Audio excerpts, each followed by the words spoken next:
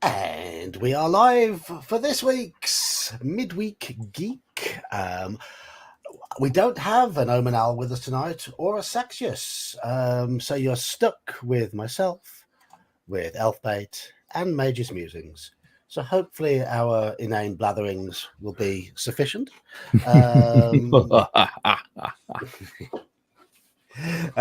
So yeah, no bad cop of Hibernia, DK either. Anyhow, we have got people in chat. We have El Halakar, we have Slan, and we have Daniel Kearney. We have 8 people in total watching at the moment. Hopefully, a few more will dive in. And tonight we're going to be discussing that bit of a buzz phrase in the role-playing game world these days. That is player agency. Yes. Yes. But before hello Mobius, hello Kabuki Kid. Before we get on to that, we'll start with our usual bit of waffle while I'm saying hello to people as well. And there's Gene. All right, Gene. So, did you have any games this week, Elf? Right? My normal Monday game was once again canceled. I had 3 of my 5 players out. It's cancelled more often than it's played, isn't it? That one seems. If it's not me, it's them. It's not you, it's me.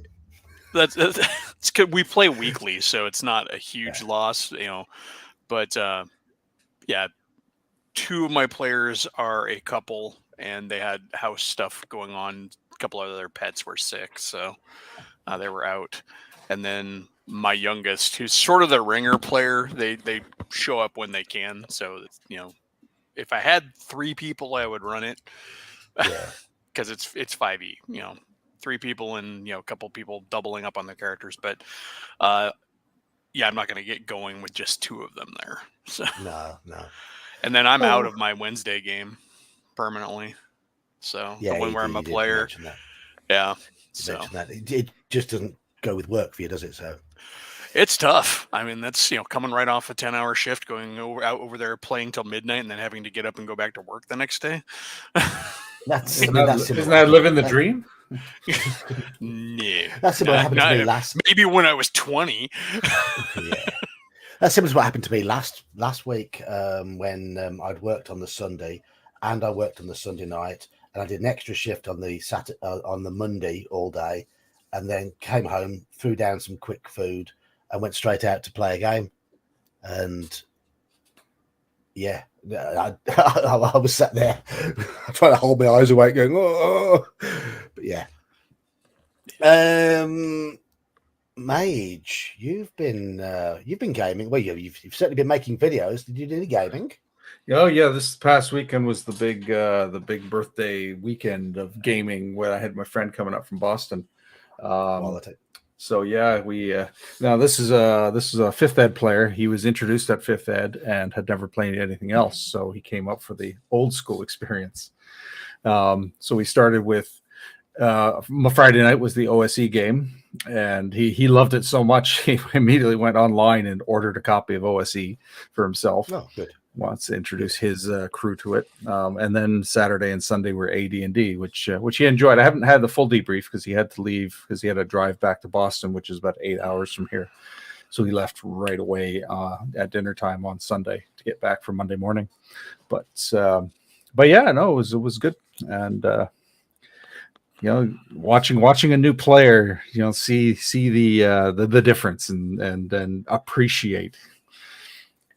My job here is done. Yes, and my gaming, we played Shadow of the Demon Lords last week, which was gloriously filthy. Myself and General Nut managed to unleash absolute hell on earth on the poor innocent diseased townsfolk who are suffering with a disease that we caused about 6 sessions ago. It's just goblins doing goblin things.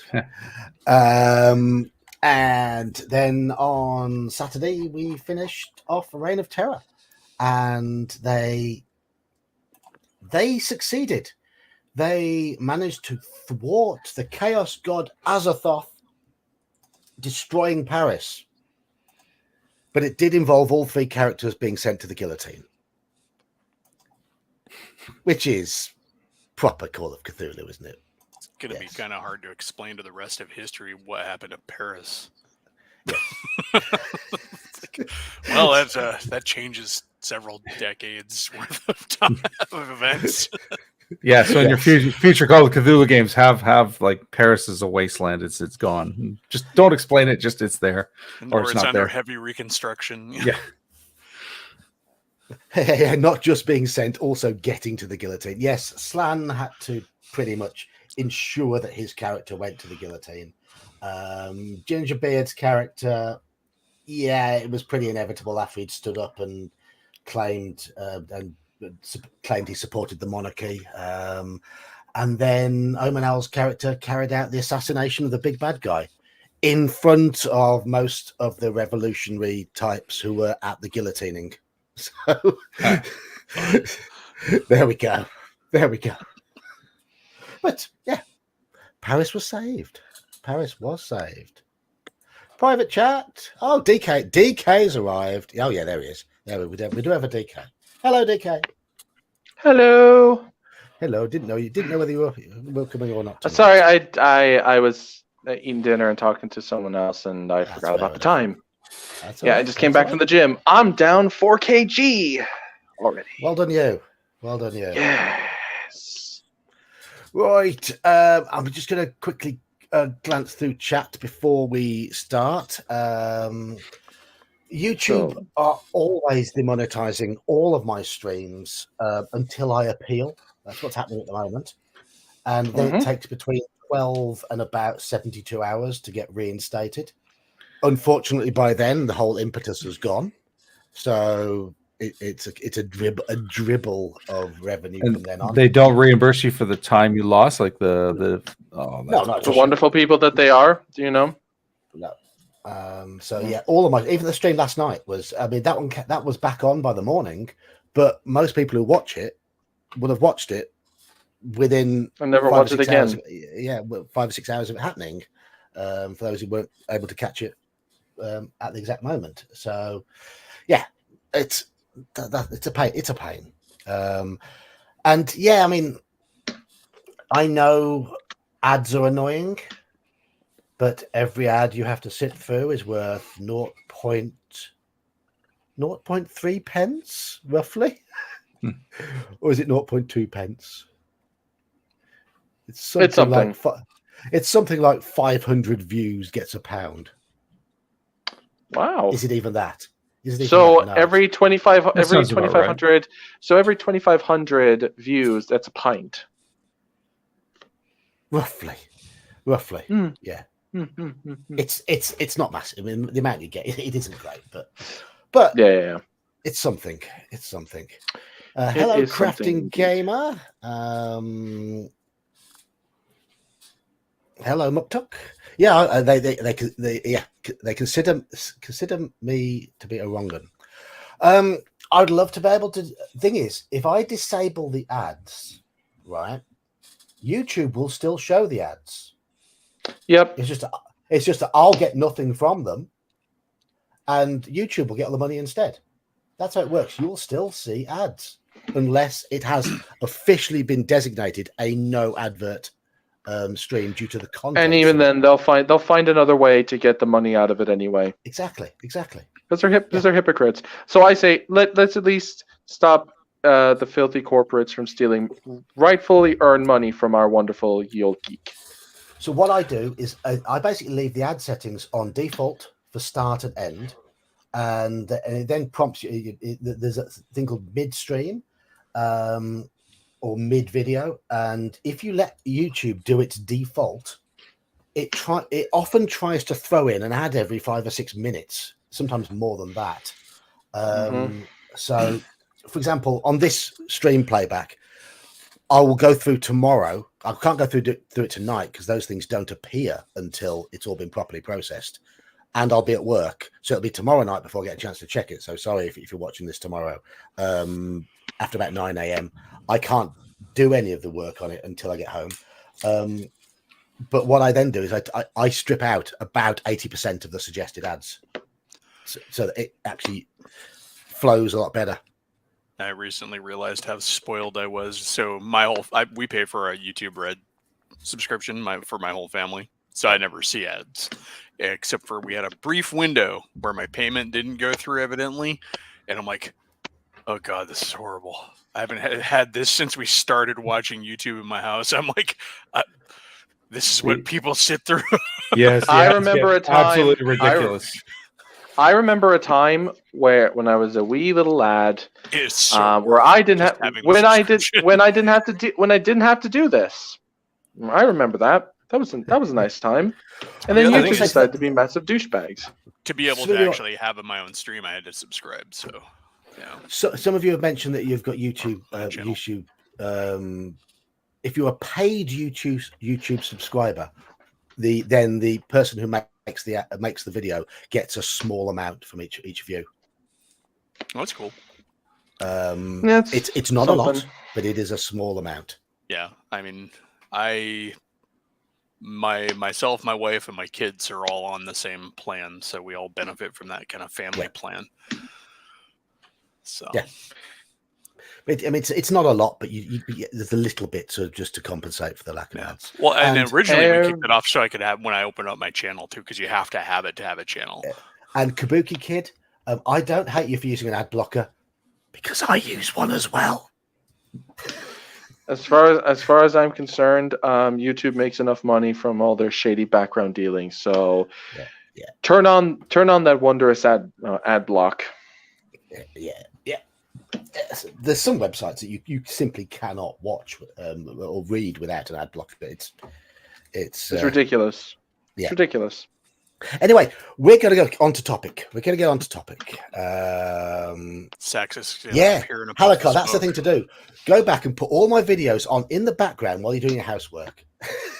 I mean, yeah. And just leave them playing through and Put them on a ignore loop. them. Put them on a Yes. loop. Yeah. I do fall asleep listening to YouTube sometimes. So I thought you said you were going to say I fall asleep listening to you sometimes. well, that has happened. Like I fell asleep during your BX tier list today while I took my nap. Oh, fair enough. Not that you're boring. It's just it's a very long video. It is a long video, yeah. Man, I've listened Okay. to 10-hour videos and I've managed to maintain my concentration. Are you sick when you do it? No. Oh, to be young again. Yeah. Well, anyways, on to topic. On to topic. On to topic. And we're on the topic of player agency. Now, I've got a decision to make here. Do I begin the stream with my definition of player agency, which is the correct then ignore definition all of of player ours. agency? Yeah, ignore all of yours. My definition is the correct definition of player agency, and then we just waffle on for the rest of it. Right, player agency. It's become a buzzword. It's become a fashionable thing to complain about on Twitter. It's a fashionable thing to complain about on Reddit.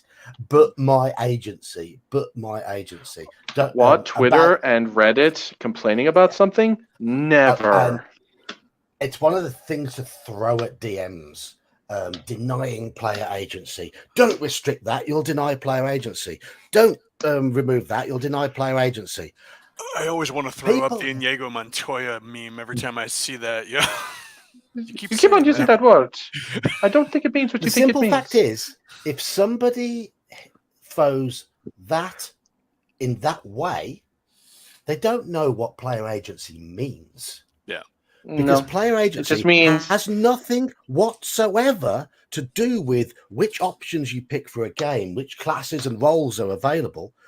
It is, but you took my choices away from me, and that's not fair. Right. You're a bad DM. it's not character creation choices that define player agency. It's in-game In-game choices. Well, to be In-game fair, choices. if the only amount of like interaction with the game that they really do at any meaningful level is character creation, it's kind of understandable why they would think this. I don't agree. Yeah. I think they're wrong. But like someone saying if all they know the Earth is flat and they say the Earth is flat and say, okay, I can't fault you for thinking that because it's all you know. You're still wrong. But all those globe makers. I was going to pick up on what you said, because you said you think they're wrong. No, they are wrong. Oh yeah, that's fair. Drop the word "think" from that statement.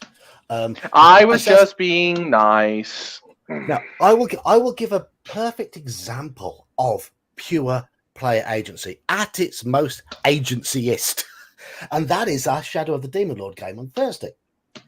Saxius Saxius is the DM. He laid down the world rules. He laid down the game rules.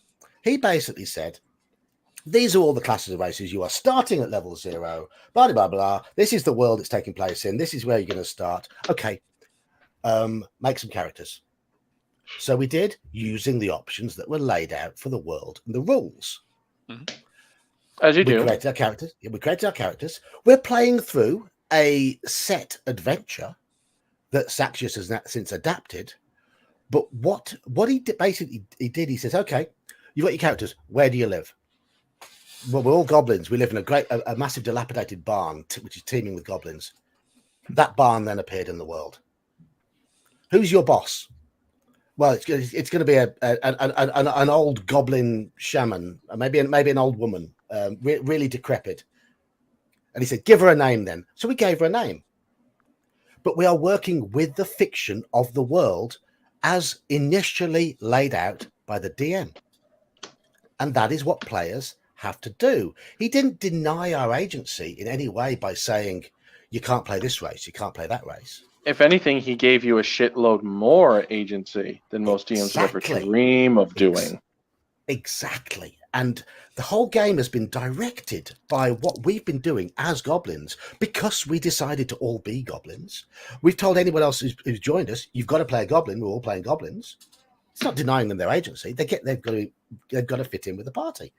But things have been named according to how we've named them, how we are trying to think as goblins, using our fuzzy logic that got which is really spurious all over the place, but it's what we see as goblin logic. And we have created that setting, that game, that style of game from those options, and that is what player agency is. Yeah. Great. End stream. End stream. End stream. End stream. We're done. Thanks for all for joining. Anyone want to pimp their stuff? No, when it comes to agency, I find a lot of the dialogue on it is very lopsided, and I'll try and see if I can keep my thoughts cohesive here. But you're right. A lot of folks seem to just want to throw out any sort of complication of limitation as a lack of agency. And that's not what that is. Guidelines and campaign setting has nothing to do with agency. If you pick up so many people forget, like if you go out and pick up a campaign book or a campaign box set, it's going to tell you what races are in the game. The game itself tells you what races are in the game. Like, and your DM may flex widely on how much they're going to allow, depending on the DM. But if you were to say, just pick up 5e, because, of course, a lot of this dialogue is coming from the newer player base. And with all of its choice, you still came up with something out of the blue.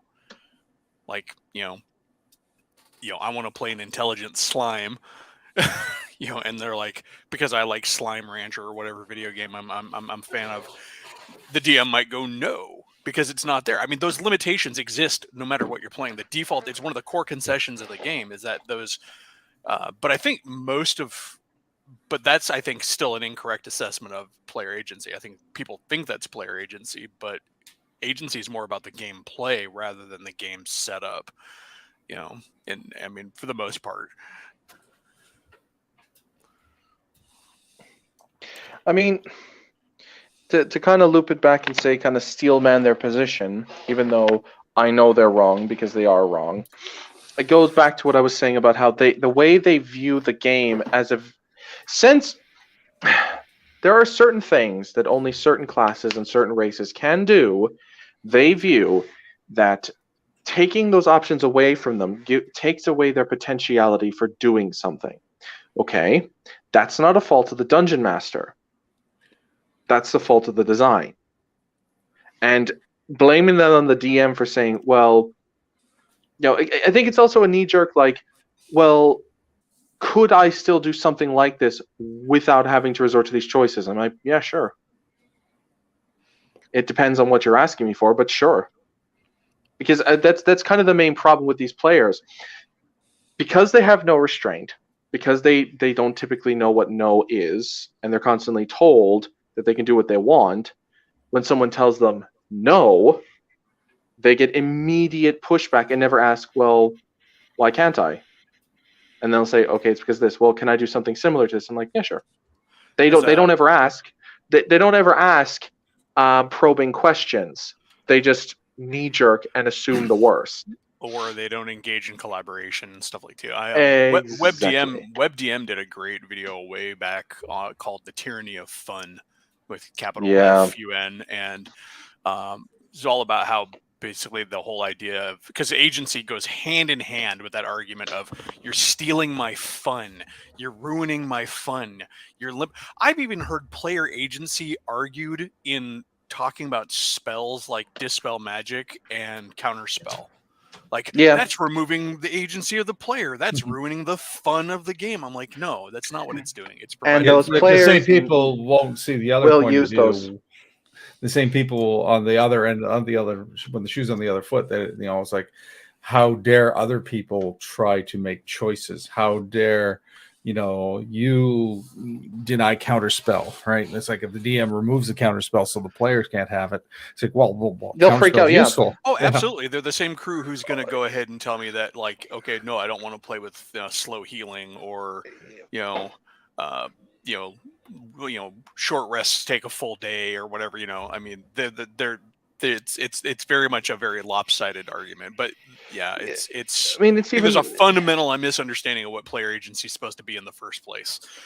Yeah, I think it's funny as well. Like if you actually these, like what you were saying on the counterspell thing, like I've seen multiple times, even on people who love 5e, the kind of videos they talk about. It's like they'll basically say, counterspell. The player's doing this all the time to the DM, and the DM get frustrated. And the one time the DM does this to the players, they get mad. They cry. Yeah, it's like, wow, hypocrisy. What's that? It's just lack of maturity. I mean, a lot of players, and we're blanketing players too, and it's obviously not objectively true of everyone, but yeah, I see a lot with people who get into 5th Ed with where the mentality is, yes, give players everything they want. And even the game is designed at the fundamental level that there's maximum freedom. But ironically, the adventures are designed in a very linear way, in a very specific beat-by-beat story-based pattern where there's minimal agency. And nobody complains about that so long as they get their epic moment. And you said it earlier. I think you hit it right on the head, DK, when you said whoever said it was you get such freedom. That's where your freedom is in how you build your character and the story you come up with to precede the game, your backstory. All of that is where you have all the control, because in the game you do not. I mean, let's even dissect that further. What happens if the DM says dwarves and elves have a natural enmity towards one another, that orcs are inherently evil, and a player wants to play a good orc? And I say, no, because good orcs don't exist. They're just evil. I mean, ultimately, that comes up to individual DM taste, because, I mean, that's where you have that room to flex. I think any argument for absolutes in an RPG without exception flies completely in the face of the game as written, as published in its content since its inception. I mean, it's setting dependent. I'm talking about like if the setting is not even setting dependent, because I mean, even in like default Greyhawk, you're running into evil druids and which are supposed to be neutral. What I mean is, I'm saying I think it is if the DM dependent. I mean. Well, I mean, everything is setting dependent, but I don't think it's like fun. It's at its core setting dependent. I think it's. Oh yeah, no. Oh yes. So what I mean is, say the DM was like saying a Lord of the Rings style world, there is no instance, at least as long as the Dark Lord is around, there are no good orcs. They do not exist. If the Dark Lord is felled, then maybe you can. But as long as Sauron is around, you won't get a good orc. I'm sorry, they're just evil and should be killed on sight. That's there is evidence within the text to support that is not an absolute, but that also comes down to what the DM wants to allow for. Even in a setting where you have that established, would you rather have somebody adhere dogmatically to an absolutism that has like no exceptions, or are you willing to hear out the player and maybe come up with something good? So not good as an alignment, but something fun to play. So example, all orcs are evil. All right. So the player comes to me and says, I want to play an orc that's not evil. Okay, well, what do you mean by not evil? Well, I mean, he's not like horrible, chaotic evil. Okay, well, is he neutral evil? Is he maybe chaotic neutral? Is he, what is true neutral? Yeah. So that is where that's where that agency would come in. It's there's an opening for dialogue. I think for the players, like I was absolutely not going to have Dragonborn in one of my campaigns, and then one of my players came to me. He's like, "I really have this cool idea for a Dragonborn barbarian," and next thing you know, it's shaped part of my campaign setting because I listened to him, I heard him out. I think I would even bet if they made a really convincing argument to me, like if say because Swords of Wizardry, the game I'm going to run soon, has no gnomes as a race, but they're in the setting there are gnomes. If a player really wanted to play a gnome, I would take the template of the dwarf, say instead of this level you can go up to in fighter, you go up to this level in magic user. You cannot be a cleric unlike dwarves, and that's it. I mean, I would say fine. In that regard, I mean, not to get to argue too specifically, but a closer approximation to gnomes would be halflings. Yeah, well, I mean, the fact that in D&D, standard, that's my point. You can have that dialogue, and even in the case of like Tolkien, like I said, there is stuff in the text that of the books that has a couple of orcs discussing maybe there's a better life out there. It's the two that are watching over Frodo in the tower after they got him captured. They're like, maybe we should just bugger off here with a bunch of the boys and go find our start up a life of our own somewhere. I'm paraphrasing, but they're having this discussion, which shows that the orcs have some concept that their lot in life sucks, and so. While of course, they all know this. It'd be really hard to make a case for, say, a lawful good orc. In Tolkien, they could be true neutral. Yeah, chaotic neutral evil. But I will say, okay, I will come at this from another angle. Say they did come to me, they really wanted to play, say even a lawful good orc. Let's say go to the absolute, diametrically opposed extreme on the alignment. Sure, let's just say they really convinced me, which is unlikely, but say they do. I will still say you are one of, if not the only, lone exception. And everyone in the world is going to treat you with disdain and distrust, or might even outright try to kill you. And I think that actually heightens player agency because it makes that choice matter. Yes. You're if you treat them... I wasn't saying anything against that. Oh, yeah. So the fact that it... in a way, even if, let's say, we are taking away player choice, constraining of choice makes other choices matter more, I think. I fundamentally think that it does. Well, I was about to say I mean, you guys are talking about sort of capitulating to player demands in terms of like, Eli, you're like, okay, I'm open, I'm okay. But what if you are like, I'm a DM who's like, if I've set the parameters, I generally don't allow exceptions, right? So, but as far as I'm concerned, I'm not taking away your agency. Having restrictions and parameters does not remove agency. You have limited choices, but that's immaterial to the game. When you're playing the game, you are making your choices based on what's going on in context in the game. Yeah, and let's even consider this. If you don't like you have ultimate say on whether or not you play. I'm not trying to be dismissive here, but it's not like you're being forced to play a game. If you think this choice is so backbreaking and so unfair, then you Yeah. have every right yeah. to just And- leave the table. Absolutely. You have That is why agency I not to prefaced- play. That is why I prefaced even my bit on me being open, that it comes down to the DM, because I'm a more open person when it comes to it. But if that's the game you want to run and you absolutely aren't cool with that, then you're within your rights. You're not a bad person. You're not a bad DM for doing so. And as a player, you have the right to walk away. And also, I mean, honestly, as the DM, as a player, you have some agency too. And you're like, you know what? You players just do not want to play the game I want to run. I'm going to find some new players. Yep. 100%. Yep. I mean, And I've had to do that. I've had to do ultimately, that. what goes in the game. I mean, obviously, there can be discussion between everybody. Yeah. I mean, in fact, discussion is That's good. part of the agency. Exactly. But ultimately, it's up to the DM what goes in and what doesn't. But as you say, a good DM will talk to the players, because a good DM wants the players to have fun.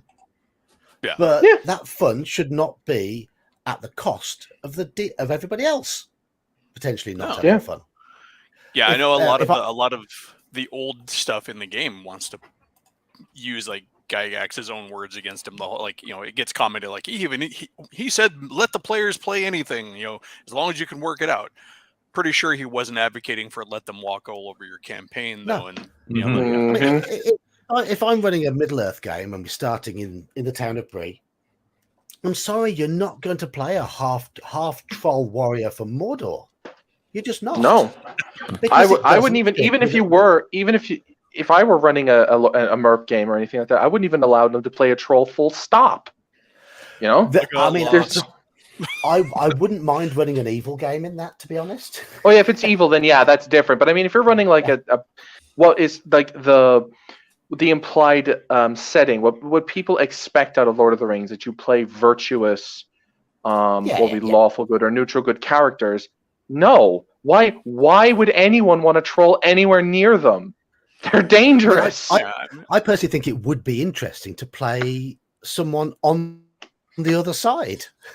To have a party on the other side. Yeah. I mean, even in games where I've allowed people to play things that weren't in the game, like I ran one campaign, I'm like, tieflings are not a race in this game. I'm like, we're using the old 2nd edition D&D style, the Planescape style tieflings, where they're that odd rarity that occurs because they're cursed, basically. Well, they're not even cursed. It's just in their blood. But in that respect, I was like, and then it was my kid wanted to play a tiefling, and I'm like, all right, here's the deal. You can be a tiefling, but understand, everybody in the world is going to look at you and just see a demon. Mm-hmm. You got the horns, you got the weird skin, but that's racist. You smell of sulfur. That's racist. That's what he was saying. But you smell of sulfur. You've got weird Funny colored enough, eyes. My young, very, very liberal kid did not bat an eye. Just like, all right, yeah. Good. Good. Their thing was like, okay, cool. In fact, they were kind of jazzed by that, like the fact that they got to be the pariah outcast, and they're like, I can get down with that. And you know what the cool thing is? Imagine if you did. Let's even a character. But then again, and that's the thing. Dad, so if I were playing a tiefling like that, I might actually be tempted to play one that's like neutral good. I would actually try and play one as well, with a massive flaw that they have this rage or pride in them from this bloodline, and that's something they'd have to overcome. But they basically would try to prove. Would they fall to the dark side? Would they actually overcome this and prove to the world that they can be good people? That's interesting. Again, that kind of goes back to what style of game you have and what kind of DM you are. Mm-hmm. I mean, there's a spectrum, just like there are for players. And it's funny is that Geek was talking about earlier, that kind of my fun kind of guy, and I kind of was touching on that too. We've all seen that, and it's been around since the dawn of time. A good example of that is the that's what I'm just doing what my character would do. Character would do. That's somebody who's trying to abuse agency from the other way around. They're trying to make everything about The thief. agency. Well, it doesn't matter. Thief who steals the cleric. The thief. Yeah, the thief steals the cleric's holy symbol and tried to ransom it back to them. That kind of shit. It's like, wow, dude, thanks. Okay, well, I'm never healing you. The sad thing about that phrase, that's what my character would do, is that should be how everybody plays. It has just been pretty much stolen by idiots who use it as an excuse, and thus it has a negative connotation now. It should be Matt Colville actually. Yeah, Matt Colville actually said that it's literally the Wang Rod defense, that they know this argument actually works, but the difference is they think it's like a universal blanket excuse, that it works in all. It's like a Trump. I nearly said it. I nearly said the word that got you demonetized. Yeah. It is. Yeah, it's the Uno reverse card. There we go. It's the Uno reverse card of no matter what I say, this is an ironclad defense, and it's like no, because it's a contextual defense. Exactly. Like, but when a guy fights someone else, right, and nearly bludgeons them to death, right? Why did they do this? Well, was he doing it to defend himself? Okay, that's a good defense. That's fine. He was trying to defend himself from someone trying to hurt him. If you're doing it because he was hitting on your woman, sorry, I don't care what your reasons are. You're going to jail. I do want to speak to something here that, like, Elle's thrown out a couple of comments. I've got a lot of comments starred, so I mean, do you want to go through those? Yeah, we can go to those, because I mean, I think it's fair also to just say, like, a lot of this is coming from very vocal minority and not necessarily representative of a lot of the majority of the player base. Yeah, so I just want to say, like, before you get to the comments, the very obvious and common retort to the Wang Rod defense is simply consequences. You know, like when the consequences come on the head of the character, and they're, well, I did what my character do. Yeah, and what happened is what happened to your character after he did what he did. And now it's like guillotine. It's like if say Geek is that Wang Rod thief, and he steals my cleric's holy symbol. Well, I'm gonna say, okay, I'm never gonna heal you again, ever. I'm never going to do it. I don't care. You stole my item and made me pay for it back. I don't care. I don't care. Well, you made your agency and you took away mine. So it's like turnabout is fair play. Exactly. And that is the epitome of agency. It's you have the option to do pretty much what you want, but the world will react to it. What you do has meaning. What you do has effect on the world. It is the direct opposite of a railroad. And that kind of tips into that tyranny of fun, because and the misunderstanding of what agency is. A lot of people, again, misconstrue agency as the absence of consequence. You know, like, oh, I can do anything and always have maximum fun. And, you know, that's what a lot of the very vocal players are about, and that's totally wrong. I mean, if you want, it is completely wrong. Yeah. Well, yeah, Mobius, he can stab me like Geek. Well, just in this hypothetical Geek scenario, of him stabbing me in the back, that's fine. But as soon as he draws that, I'm going to attack him. And plus, unlike the thief, I hit a lot harder, and I have a lot more hit points, and I have much better armor. So. I'm just going to catch up on the 10 comments that have come in since I've been doing. We've kind of ramble rage. Well, no. But see, even though we were rambling, we weren't rambling. We were extrapolating on greater points because we're staying within a framework. That's the thing, you know. And L points out, DK, they would complain if you didn't allow guns in every fantasy game, like T-shirt historian saying your fantasy is stagnant because you never advance in technology. I mean, I get whining because I don't have rapiers in my game. I'm going to start that one to come back to it. I'm going to start that one. Yeah, I mean, am I in the Apocalypse game I'm designing? I'm treating like automatic guns, like the STG-44, as a magic item. I'm treating firearms as magic items. So I do have guns in the game I'm designing, because that's like part of the almost like of the Western. The gun is the the sword is to Europe, and the spear is to Greece, and the bow is to India. The gun is that mythic weapon of the Western, and apocalypses are a type of Western. So, Yeah. So. All right. Okay. Right. So where have we? I'm trying to think where I've doing a bit of starring. Yeah, I suppose Mobius. But players shouldn't be fighting players. I actually am of the opinion I don't like. Okay, I will actually address this direct because I was going to bring this up anyway. Let's say that everyone in the party wants to sell, we'll say, a phylactery back to a lich, and you've got a lawful good paladin and a cleric in the party, and they say no.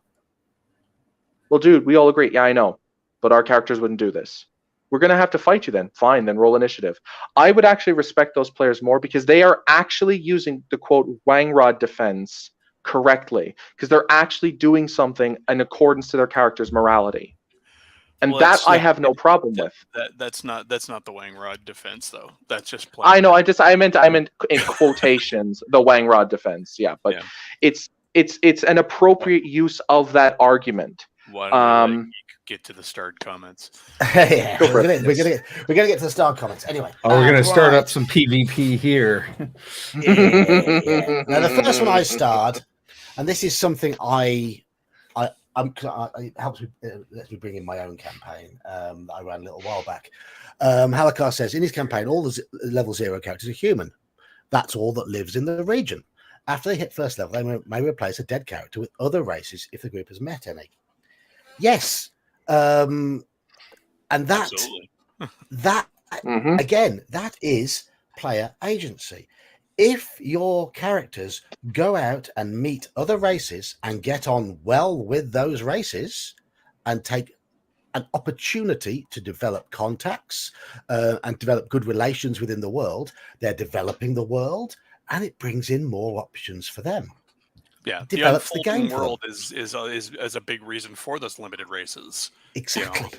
We've talked about that with what the requirements for classes and stuff too. It kind of helps set that. Like when I set up even my 5th edition campaign, I gave a little player primer to all my players. I'm like, here's what races are in the area, and while I didn't forbid any of them that were on the list, I'm like, this is kind of their lot in life. There are elves, but they don't get along with the humans. There are dwarves, but they live way the hell out yonder, or they're kind of limited. They're little locals. I had all of that set up, and if somebody wanted to make something that wasn't there, I'm like, all right, you're gonna have to pitch me on it real hard because I'm the guy who likes to listen and work with folks. But I'm like, you're gonna have to pitch it hard. Yeah, but come up with something compelling, something you can work with, something exactly. You can Don't create, just make. I'm just another fighter, but I happen to be a kobold. It's just like that's not enough. Lame. It's not enough. No, it's not enough. No. Yeah, it's like, and you could even because even I'm thinking of doing this if a player said I point out to say they there's dwarf clerics in the world, and they're like, well, why can't I play one? Well, because they're rare. And it's like, well, if my wisdom was high enough and I make a new dwarf, say this one dies, and I have a high wisdom, and I find a cleric who could teach me, could I play one? I'd be like, yeah, sure, if you find one. And there might be only one of them. There might only be one of them in the world because they're that rare. Maybe 2 if you're lucky. So if they die, you're kind of stuck because you'll need them to train. If they die, you're screwed, man. You're screwed. In my 5e game, I told all my players in the current one I'm running, where they've started the 0 level characters from the little village, I told them there are only 2 wizards of any note in this entire starting region. If you choose to play a magic user, you're going to be one of them.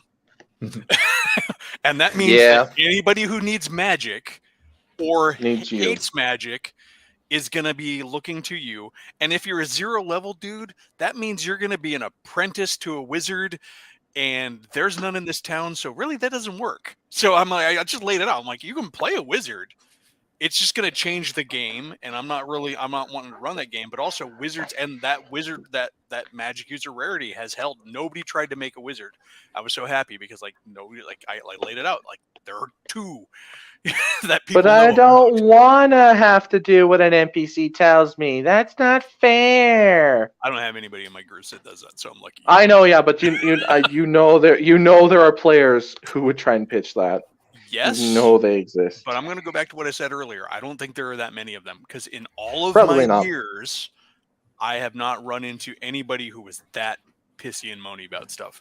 There are people who may have had a really good idea, and part of that is probably my flexibility. But at the same time, when I do put my foot down, I think that reputation as being a flexible GM serves me well because they're like, okay, look, if he's not wanting it, then clearly there's a reason.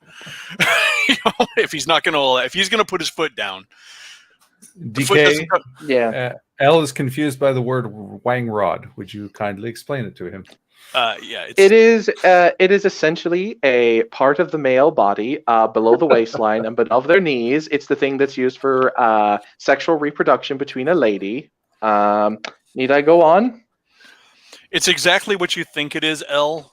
And you are correct because I've been reading his comments. Mm-hmm.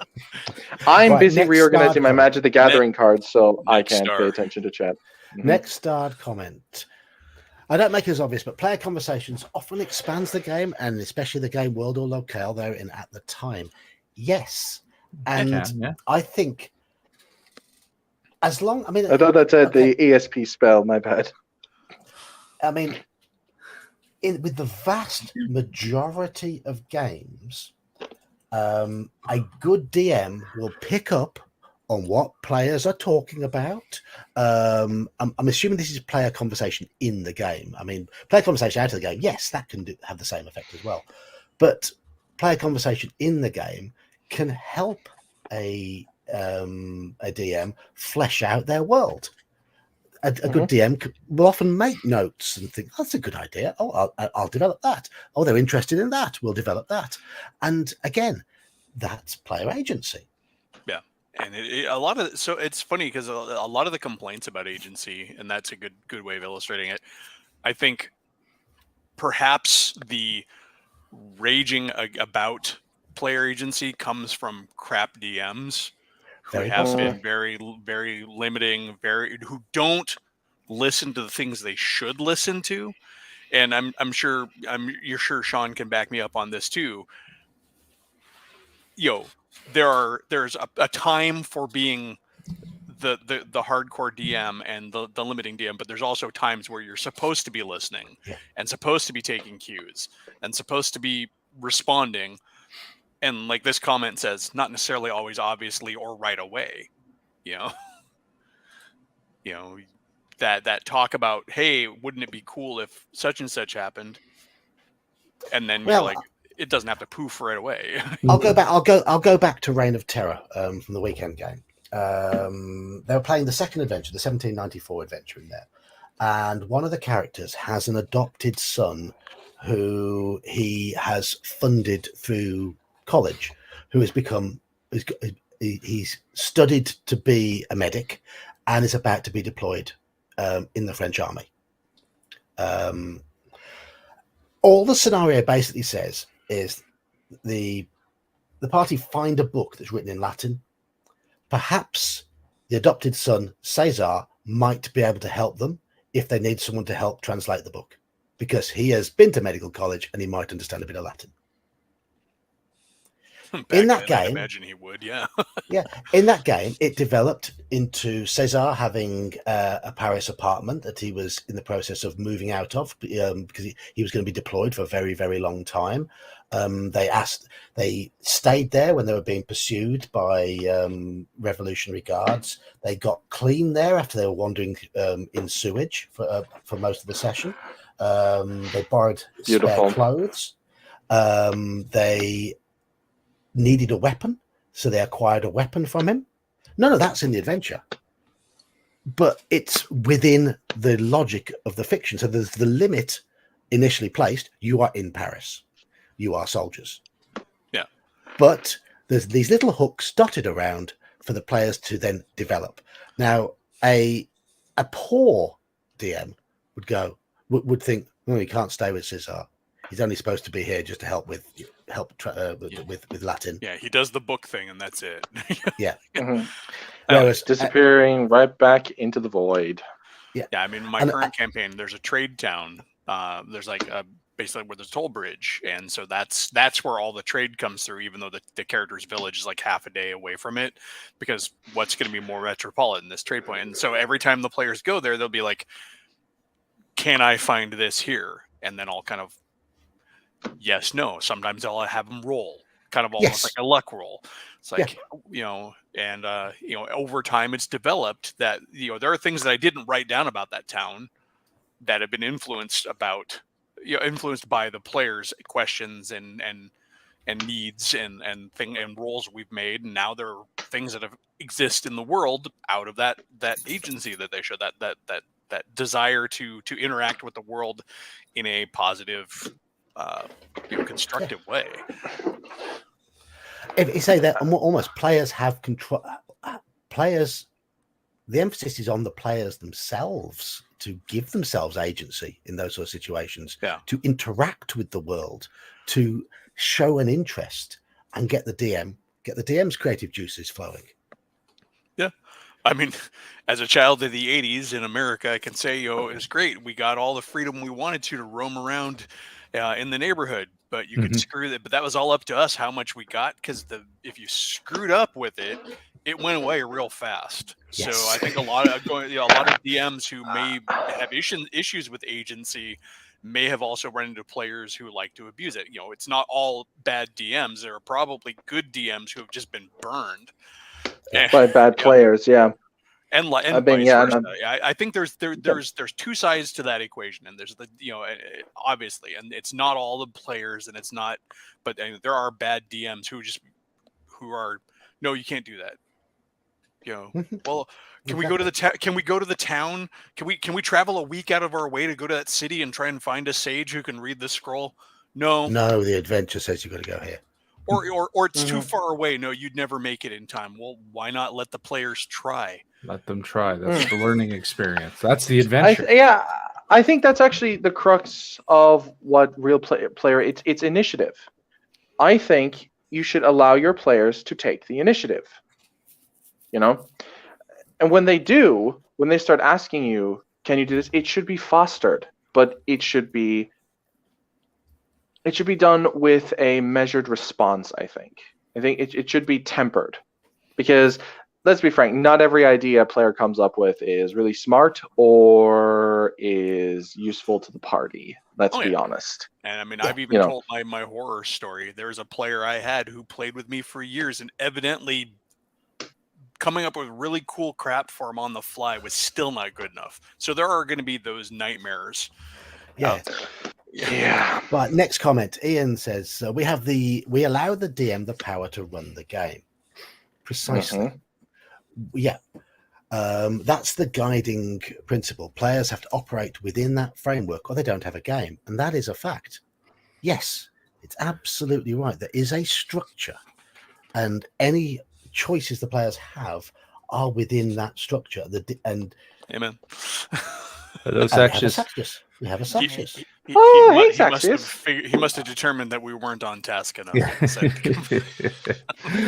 I take exception to being allowed the power to run my game. I take the power. It is mine. Saxius is here to take away all our agency. No, Saxius. Guide the conversation. Saxius wants to give us just enough agency to make us squirm. No. But that's about it. We have agency to wrap a noose around our neck. You have the agency to have your opinions, however wrong they may be. Yeah, exactly. And I am very wrong a very many amount of times in my life. Before we jump to the next starred comment, there's one thing that when I was thinking about agency, I'm wondering how much of the yelling about player agency comes from the view of an adversarial relationship between DM and players, as we've kind of been pointing out here with bad players, bad DMs, and then looking back at older versions of D&D, which kind of goes back to a comment that Elle had. And it's the next one I've starred. Oh well, then I'll shut up and I'll mention it when we get there, because Mages demonstrates this pretty well in his review caps, how older styles of gaming kind of took that kind of assuaged that. But go ahead. Anyway, Saxius, would you like to give us a little bit of a spiel on what you think about player agency? The things we've all had a bit of a rant so far. Player agency is a unique thing, because in many sense it's difficult to take away the player agency, because they will still be making a lot of the choices for their characters, and it's, as a GM, it's very difficult to take that away from them. Often what I find the discussions boils down to is the contract between, how structured and what kind of a North Star do you want your game to have, versus how freeform do you want it to go. So to me, it's very much it's a game by game and a group by group basis. It's very difficult to give broad strokes to, because each game is going to be structured and run differently. I've already brought up our Shadow of the Demon Lord game as a game where there's a massive amount of agency for the players within the game, within the structure of the game world. But there's a lot of the world that the details have been defined by us. Yeah, we haven't defined the world, but a lot of the little details in it are defined by us. That's a very good example to give, especially since from the very beginning I turned around and said, okay, well, we need to establish where the goblins live. Well, they live in a barn. Yeah. What's the barn like? Yeah. And then from there to that is details relevant to the players. The agency is been deferred to the players. Now, the world has already established goblins are second-class citizens. Yeah. That's a fact. You won't get around that, but the players will work within that. And it's been progressing throughout the entire campaign of the Shadow of the Demon Lord, where the players are allowed, or they're given the opportunity to put forth the agency or their input towards the immediate surroundings of their characters. I'm not a second-class citizen. I got promoted to dog. I think I summarized it best in our last game. Summarizing the Shadow of the Demon Lord games will only come across as being insane, as us being absolutely insane. The things we do, say, and accomplish in that will make no sense to anyone who does not participate or listen to the insane ramblings. Yeah, precisely. Then again, precisely. Yes, and they are insane ramblings. Right, next comment. I think Elfbait wanted to talk about this one, so while he's gone, I'm going to just skip past this one, and I'm going to jump to this one. Player agency from Alchemic Raker. Player agency is the freedom of player choices within the game world, which is basically what you've just been saying, Saxius. Not the freedom for players to insert whatever they want in the game world. That depends on the DM. I mean, the DM give you. We were able to insert that goblin barn, as long as we was. If you'd have said we live in an ostentatious castle with all the luxuries, you'd have probably turned around and says, "No, you're second-class citizens. Be sensible." We engaged with the fiction of the world, and that. So you realised you could trust us to go with the world as it's laid out, and create something that's suitable. Mm-hmm. Absolutely. I also find it kind of interesting though, because this kind of popped into my head. Like, people often forget that the Dungeon Master is himself a player, and a lot of these players will say, Dungeon Master is God. No, I mean in the sense if he's a player, and so whenever a player demands something that the Dungeon Master doesn't want, you're taking away a player's agency. The Dungeon Master's agency to design a world as he sees fit, as he or she sees fit.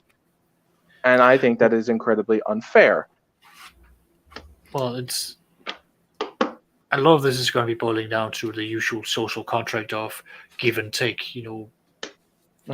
As a player, if you come in and you demand anything, I mean, assuming that you've got a dungeon master that will tolerate that kind of behavior, as in specifically demand saying, I will have this, or you will insert this, those kinds of absolutes are usually not going to get you very far.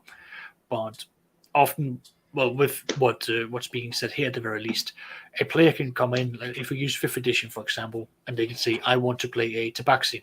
And the dungeon master might go, oh, well, haven't really inserted Tabaxi in here. You could be an exotic character that we can bring in there. At that point, again, the agency is being met, and the dungeon master is willing to work that into the story, maybe with a little bit of flavoring of like you're unusual, you're different in that sense.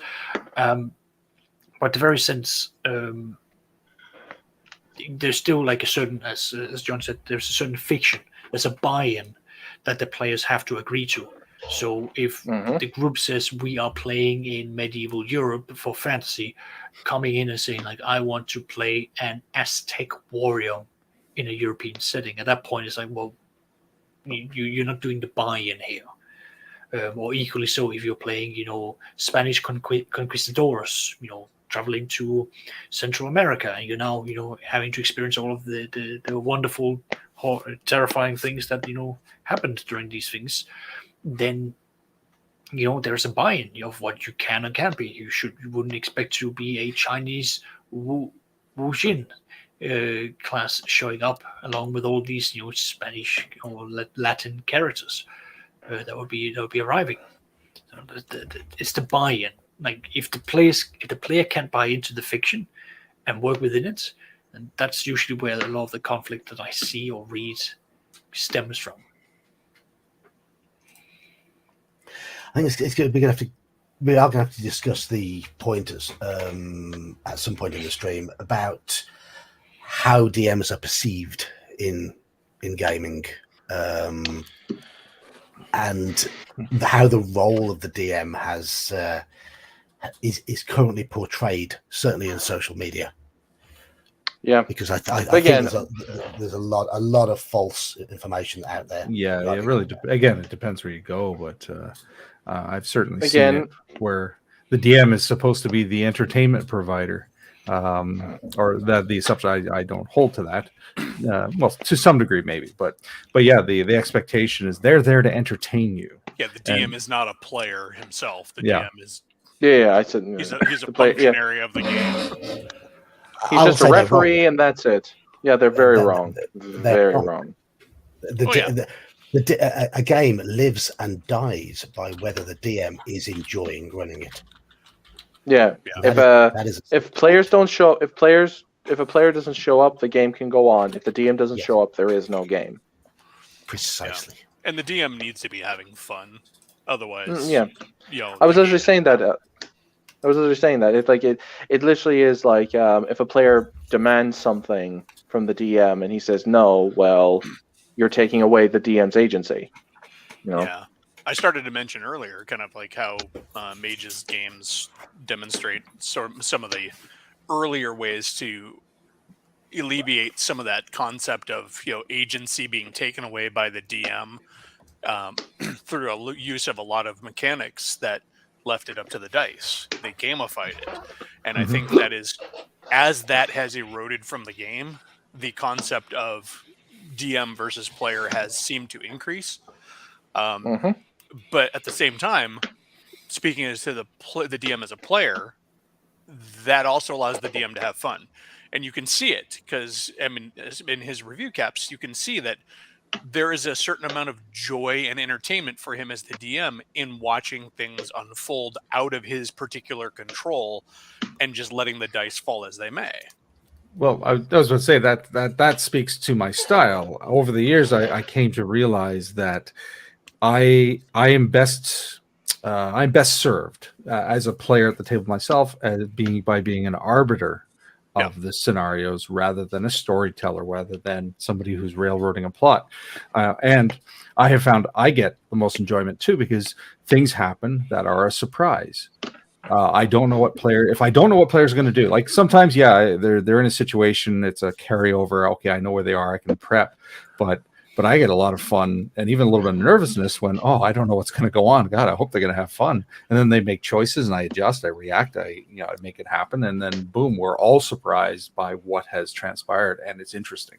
Yeah, I got to speak to that. The last few sessions I have had a chance to run, I have done away with a lot of my while I don't railroad and I don't overplan, I've done a lot of off the cuff, running of the game, and I've had so much more fun. Even with my 5th edition stuff, just kind of just playing it from here rather than here. Yeah, but it's something you learn as you become more confident DMing. Is all those off the cuff bits and pieces. Right, I'm going to come to this. Comment here from L now. Agency per edition. Did it change? Where, when, and why? Yes, I will say that the way that an edition of any game frames the mechanics has a big impact on the potential for agency within the game. There'll be those who will argue wrongly, for example, that basic D&D denies players agency because it's got racist class and all of that. I would argue that through the simplicity of the rules, if you've got a DM who is competent, you have far more agency than you will have in later editions where you've got lists of skills which draw you in to use them and almost make you play from the character sheet. Yeah. I can see that no one wants to make a comment on that. Oh, no, sorry, I was sorry. I'm still organizing my cards, but no, it's. I was eating toast. I didn't know which edition to begin with.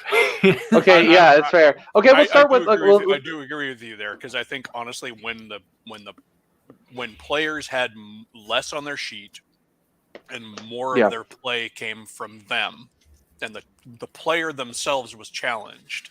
Was really the game was designed to challenge the player more so than the character. I do feel like players probably felt a greater degree of agency. I mean, we'll leave edge cases out. There's always been crappy DMs and crappy players, but I think the core conceit of the game did lean towards player agency being higher on the level of awareness because it was one of the go-to examples of me that I really enjoyed, and I always remember it, and one of the smartest things I ever did in a game was there was this room with a frog statue in it, and I suspected there were hidden doors. So I had an item that let me use X-ray vision, and there was a secret door. I also spied that there was a lever inside the statue, and I realized, okay, as soon as we pull that lever inside the statue, the mouth's going to slam shut. We're going to be trapped inside. So I pulled out my bag, pulled out a rope, made a slip knot, pulled it, hooked it onto the thing, pulled it, and I was right. That's exactly what happened. As soon as I pulled the lever, the secret door opened and the mouth slammed shut. Had that been in a more recent game, I would have probably had a saving throw or a check to discover it. No, the fact that I was allowed to figure it out on my own left it in not the character's agency, but the player's agency. And I think that's actually probably what the problem is. They can't. In the old school, we have a much easier time of diverting the player from the character. Yeah, and you can see it in the way that published modules would be written. Yeah. They'll be like, there is a door hidden behind the painting on the wall. Mm-hmm. No rules text. Just there's a door hidden behind the painting on the wall is all the description would say. Modern games will have there's a door hidden behind the painting on the wall. DC 15 investigation check. Exactly. Yeah. Which isn't necessarily a problem because that same scenario can be played the same. Mm-hmm. But I think where it primes the mind of the DM and the player that there is necessarily supposed to be an exchange of game mechanic there. Yes. Yeah. You could. But it also. a good DM, a good modern DM to finish that would read both of those situations exactly the same. There, you see a painting on the wall. You don't see, whatever the room description is. There's no other doors out of this room, but there's a painting on the wall, and I mean, context is going to be, of course, important. Maybe they followed an NPC in there, or they chased a monster in there, and he's not in there when they get there. The way I would see that sort of situation, if I was running that for 5th edition, and I know it's probably not strictly by the rules of the game, if the player then said, "Okay, I'm going to move the painting and look behind it," they will find that door. They will find it. Absolutely. Yeah. If they say to me, "Is there something odd about the painting?" That's when I'd roll the check. Yeah, and but again, that's talking about differences in editions. I think the later editions, because they put that into the rules. Yes. And then into the description of the room, we're already going in there with this expectation that there's going to be a mechanical aspect to that encounter. But here's the other thing, and it loops back to what I was saying about choices mattering. If it is assumed that it's almost like baked into the adventure, like you said, that it's almost guaranteed that they're going to find it, though then the choice doesn't matter. What if they have to proceed without that leads to a secret room with, say, we'll just lack for a better word, a plot-centric important item to the module? Well, now they have to progress without it, and they got a worse ending because they didn't get it. Well, that would mean they'd have to be more careful in the future. Look for secret doors. That choice mattered. We're kind of going beyond the point I was trying to make there. My point is talking about how the differences in editions have changed the expectations on the game, which have affected agency. I mean, if we take, for example, 3rd edition, where the mechanics were baked in for, well, basically pressing for the players having the agency by turning around saying, well, you have got all of these skills, all of these things that you can do. Oh, yeah, the micro skills. Yeah, exactly. All the way down to, like, how do you tie rope? It's like, well, here you go. Here's a skill for that. Rope use the skill.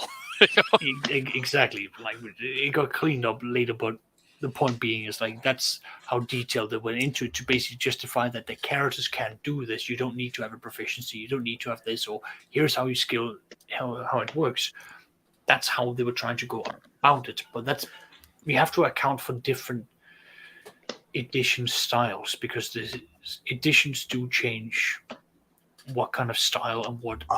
I will say that's a shift away from player agency in terms of interacting with the world, but shifting more towards the characters interacting with the world, and that might be where the idea that player agency is in the creation of the character rather than acting in the world itself. And I think that's possibly beginning at 3rd edition. Well, at least within the 3rd edition, what they came out and said, because in the AD&D and older systems, what you had was each class was unique. They had their niche protection and so forth. In the 3rd edition and 3.5, what you found was that a lot of them would be overlapping. Some of them would still have their niches, but you'd still find that the players, they would have the agency of, like, here's the character and the class that you have. The agency that you have, that you want to do, is going to be reinforced by you having all of these things literally printed out in front of you to tell you you can do this. Yeah. But it then came with a penalty of, like, well, a fighter is not going to be as perceptive as, for example, a thief. Ergo, there was a mechanical imbalance between, who could do what rather than being stats or skills. So forth. The mechanics were there to help with certain parts of the agency, but it was not. It caused a very different interpretation, which is why we have the whole, saying of, like, oh, if the players look down at their character sheet for an answer, then that's I think you're hitting on something right there with this, actually, to the second part of his question, which is where, when, and why. I think third edition may be where we saw it change, because running 3rd edition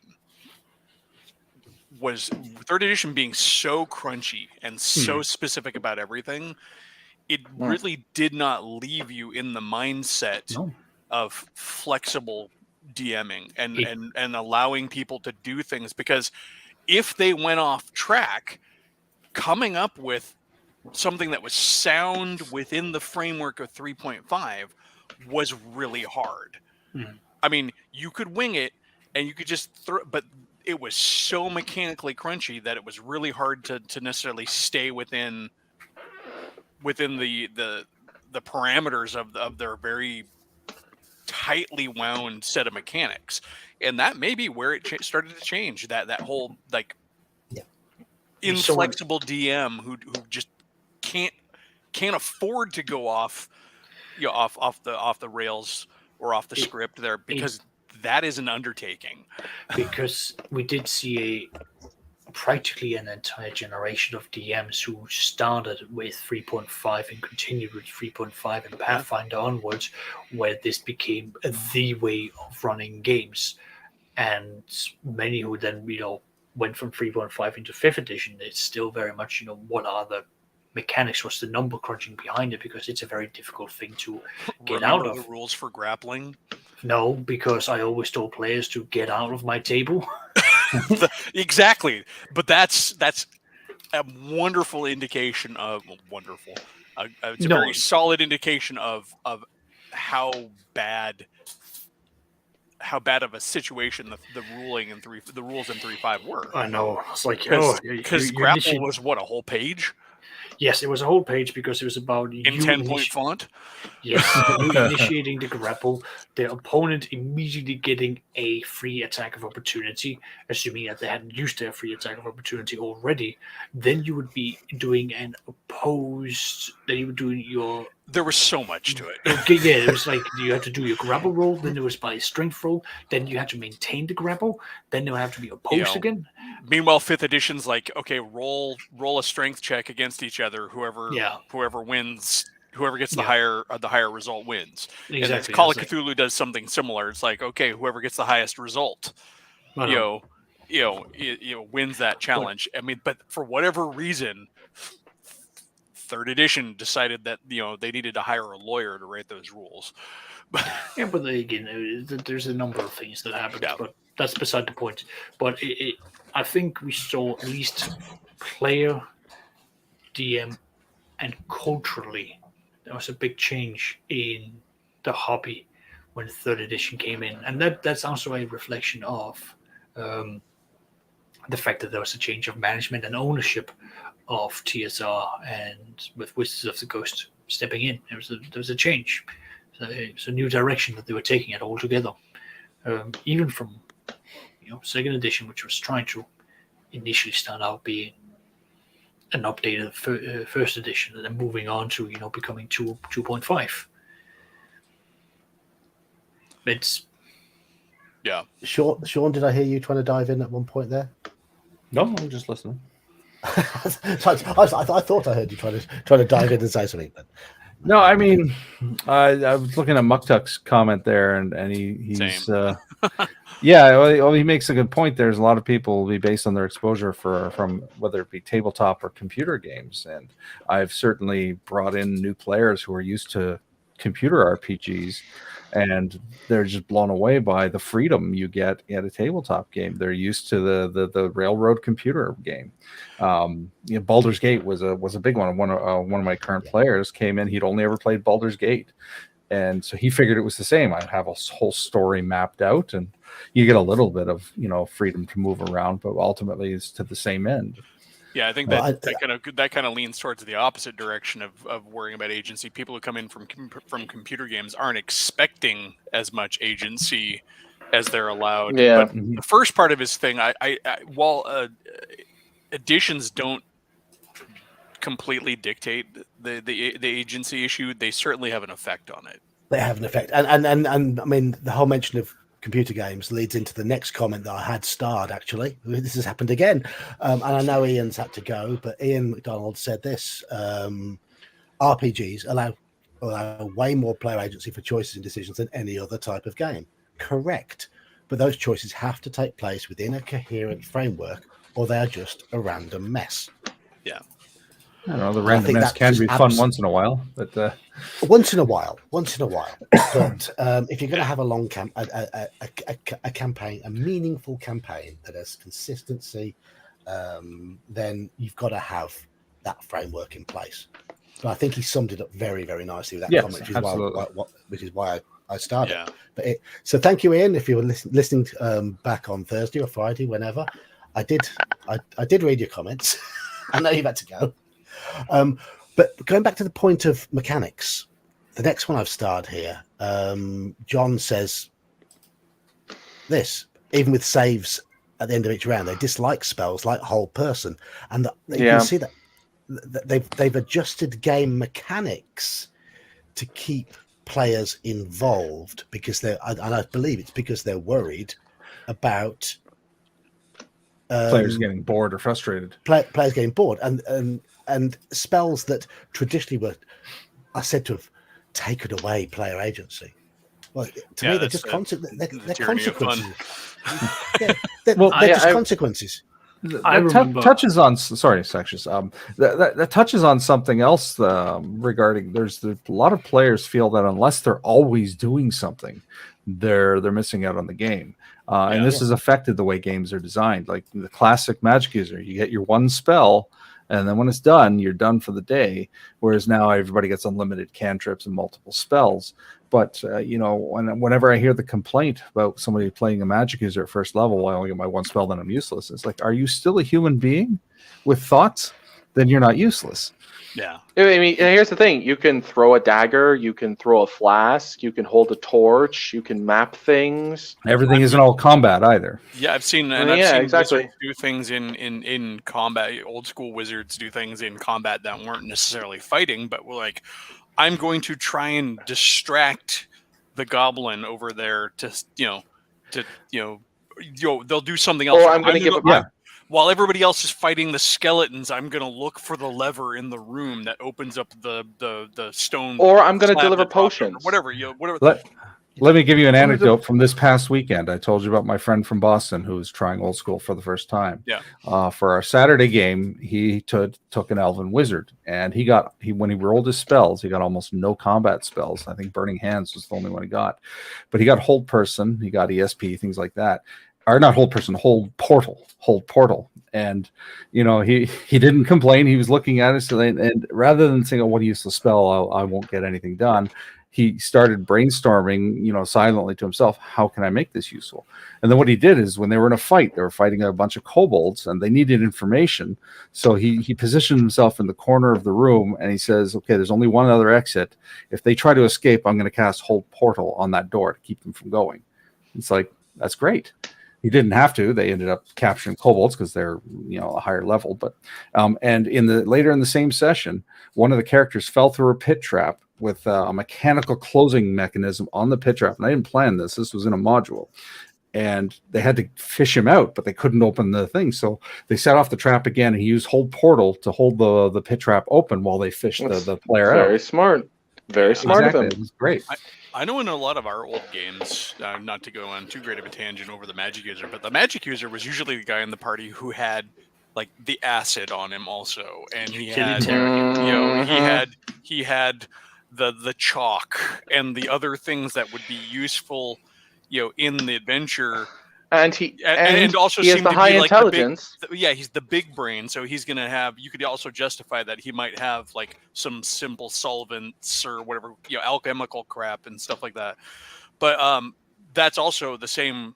Got to be doing something all the time. Goes back to why there's a big outcry against things like counterspell. Counterspell right now in the greater griposphere is constantly under attack for taking away the fun of Magic users. What's the point of casting a spell if the bad guy can just counter it? Well, first of all, he can only do it so often. I can tell you from recent encounters that I've had, even in 5th edition, my Magic user, the bad guy spellcasters are not spending all of their slots on counterspelling your Magic. They're gonna want to get offensive spells out too. So yes, Oh, they can, but that's what it's one of those edge case arguments. It's like, yes, sure, potentially they could counter everything you can do, but isn't that sort of the essence of magic fights? I cast a spell. No, you don't. We see it in movies all the time. Here's the other thing of it as well. Let's even look at another way of the intelligence thing. The wizard, if you don't have an elf or a dwarf who don't have extra languages, if you have high intelligence, you can negotiate with other people. Yes, because you have high intelligence. Into other topics we've had about the whole erosion of class niche in the party too. Like, hey, the magic user was that guy. Now everybody's that guy. Yeah. So, anyways. Yeah. But no, as in Muktuk here has mentioned, his mate Rolling, I think ventriloquism, along with spells like Phantasmic Force, in the hands of a creative player, can be one of the most effective low-level spells. If you have an imaginative player and an open-minded DM, illusionists are some of the most powerful spellcasters in the game. I mean, Obi-Wan Kenobi achieved great things with basically the ventriloquism spell. Mm-hmm. Oh yeah, suggestion spell. Yeah. Yeah, the sound of a crat dragon, the click of something. Hey, what was that over there? I mean, look at the fact when he first appeared, all he did was throw up a hood and make a weird googly oogly noise, and then the fucking call. I didn't know that was called. Yeah, and it's chased off the Sand Raiders. Is that what they're called? Sand Raiders? Sand people, Tusken Raiders. Yeah. Tusken Raiders. That was it. Yeah, Carl. It's just. He's not the judge you're looking for. All... You can go about his business. Yeah. Exactly. I was just about to say that. Yeah. Hello there. It's just like it's so true though. It's so true. Like it just.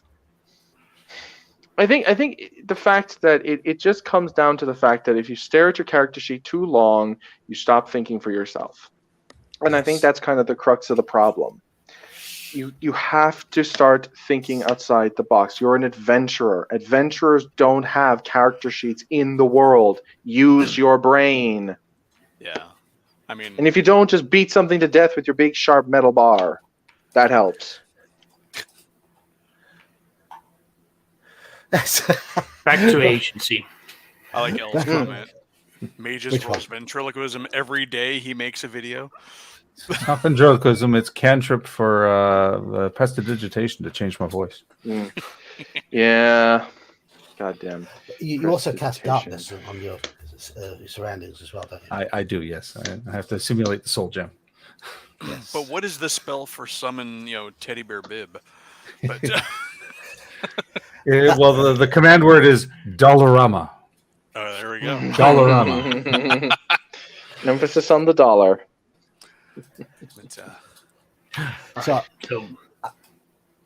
I'm looking back. What's actually what you say? I was just going to say, and let's bring it back to the agency,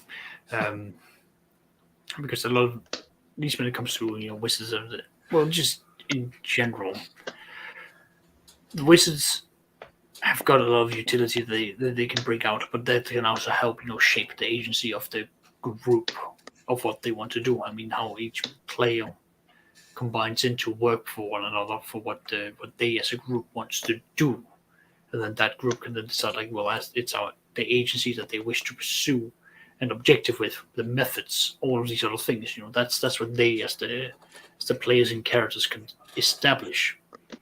But that's what's called. What I'm really just trying to say is that the characters are there to provide the tools by which the players can have the agency to decide how to pursue an objective. Yeah. I'm going to sort of move on from that. I mean, in that I think the fact that in more modern editions of the game, the specific wording of the rules, the language that is used, particularly with regards to spells, has had an impact on how the players react to the world. It's when the wording is so specific, there's less wriggle room, less room for imagination, and less room for creativity.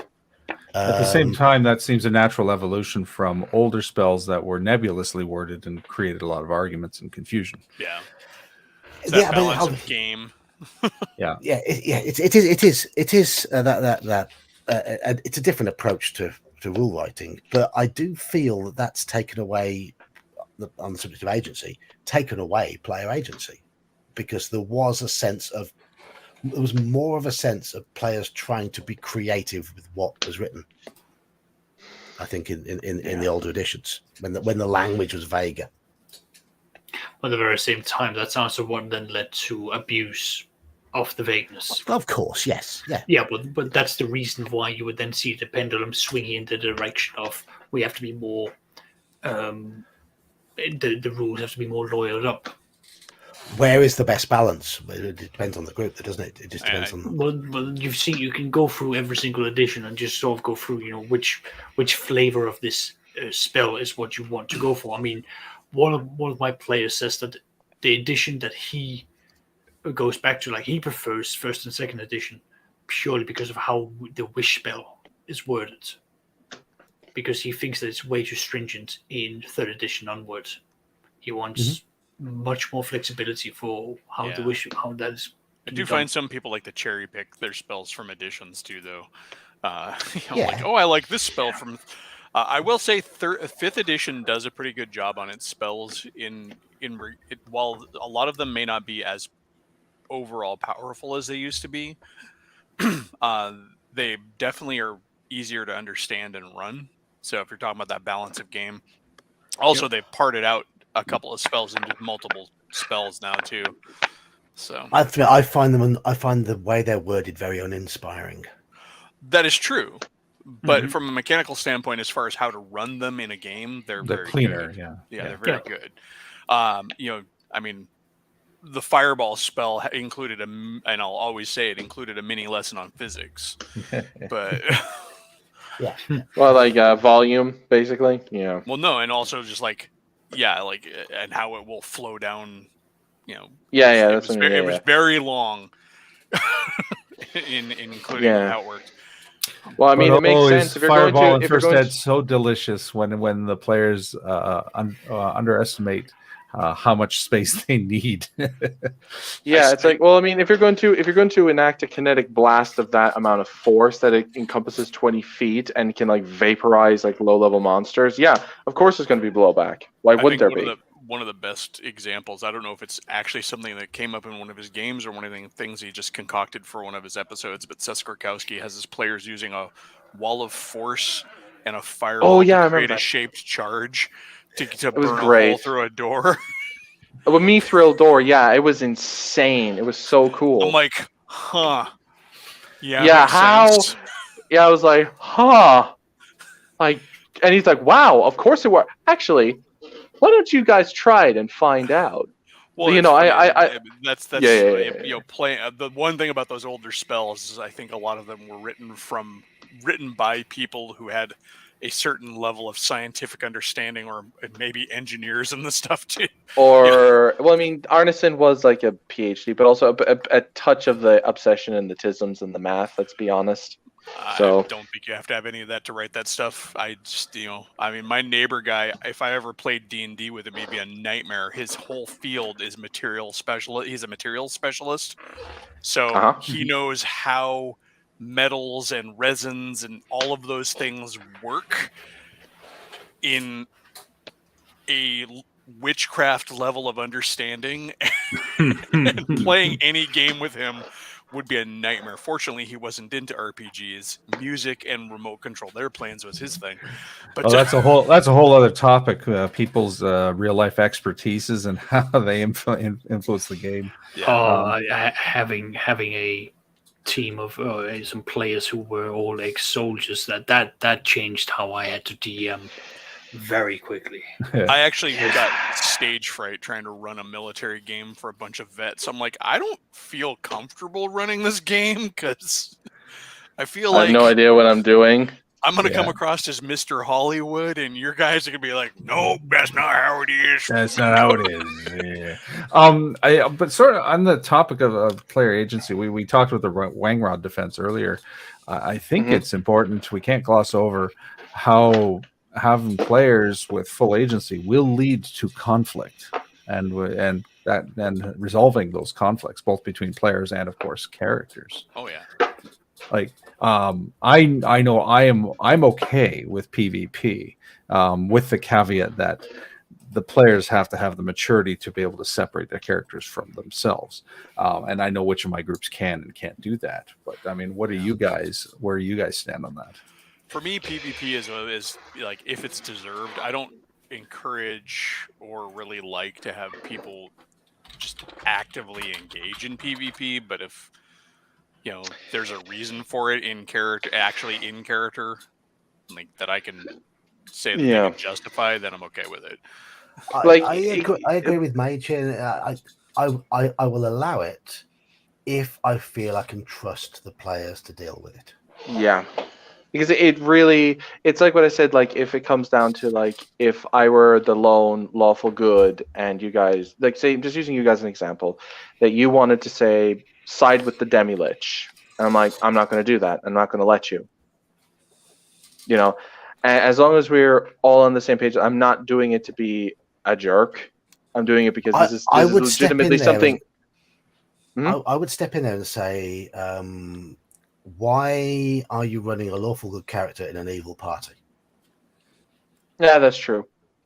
But I mean, it might not even be. They might not even be evil. They might have been like neutrally aligned, and we just got along up until that point. I've never been in a campaign where the big bad made so much sense that you just turn around and go, you know what? Maybe he's not that bad after all. That's really a hard one to discuss in isolation, that particular scenario that you're coming up with too, DK, because I mean, why are they giving the demi-lich back his soul? Is it one of those? I think that's the example that was given in that case. But exactly. I'm just saying that for me, it was like, I can see it. There are a lot of potential reasons why you might give it back. Giving it back to him prevents an even worse evil, and therefore the paladin's going to be on board. Oh yeah, I'm just looking at it from the perspective of that they're doing it for pure self-interest. Like they're being like, they're going to pay us. At that point, any justification or rationalization is out the window. I think they're doing it for. I think Sean has brought out a very good point. When it comes to PvP, I remove player agency because I have seen friendships torn apart because of PvP. I have lost friends because of PvP. So I simply tell the group, I won't allow PvP. I'm not interested as a dungeon master in seeing PvP, and that the group can then work together to to sort out their differences, because I have wasted enough time and lost too many good groups to justify me just letting that be a thing with me as the DM. It's limiting my agency, man. And I don't care. Some of it comes down to how often... often... pay taxes. You don't have agency in that either. Some of it comes down to how often do you play, how long are your sessions for. If you're playing for 3 hours every month, do you want to waste those 3 hours with a whole group bickering? And the simple answer is no. No. Unless it's entertaining bickering in character, which can actually be a lot of fun.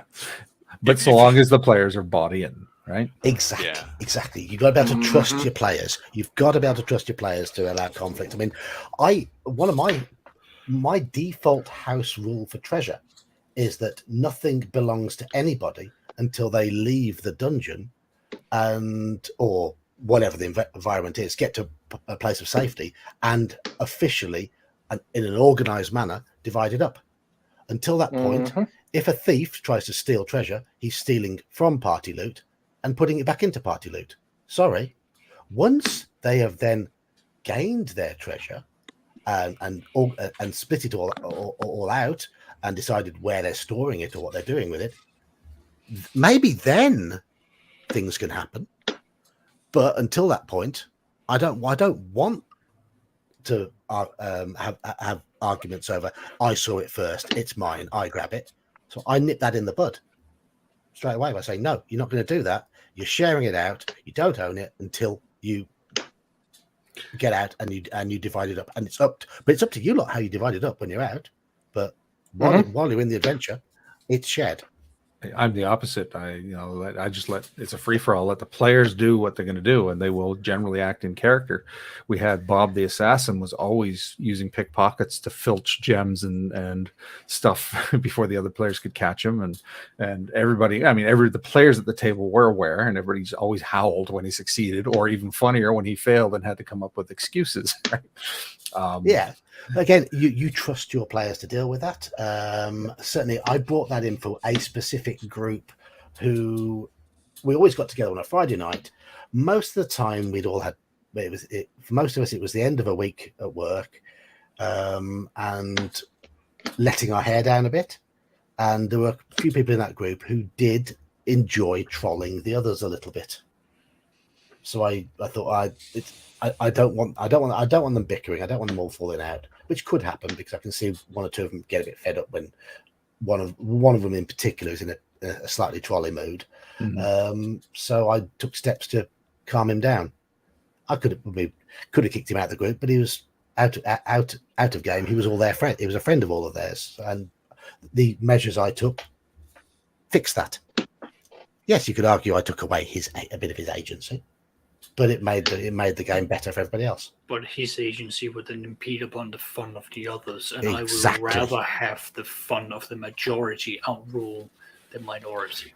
And that just brings us back to, yes, everybody has agency, but you are still operating within the parameters that have been set up by the DM, set up by the group.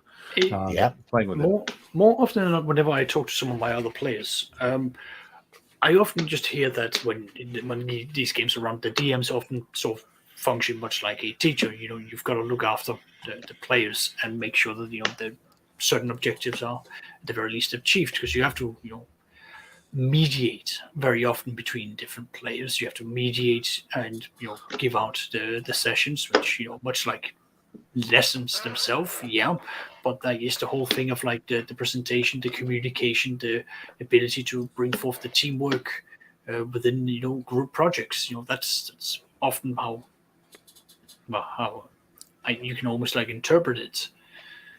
But at the very same time, it's down for it's the agency of the player, both in and out of game, to decide whether or not they want to engage with what's happening in front of them. I'm just going to respond to Mobius's comment here. He says, in first edition, a thief that doesn't try to pilfer a few objects gets a bad rating and has to train longer.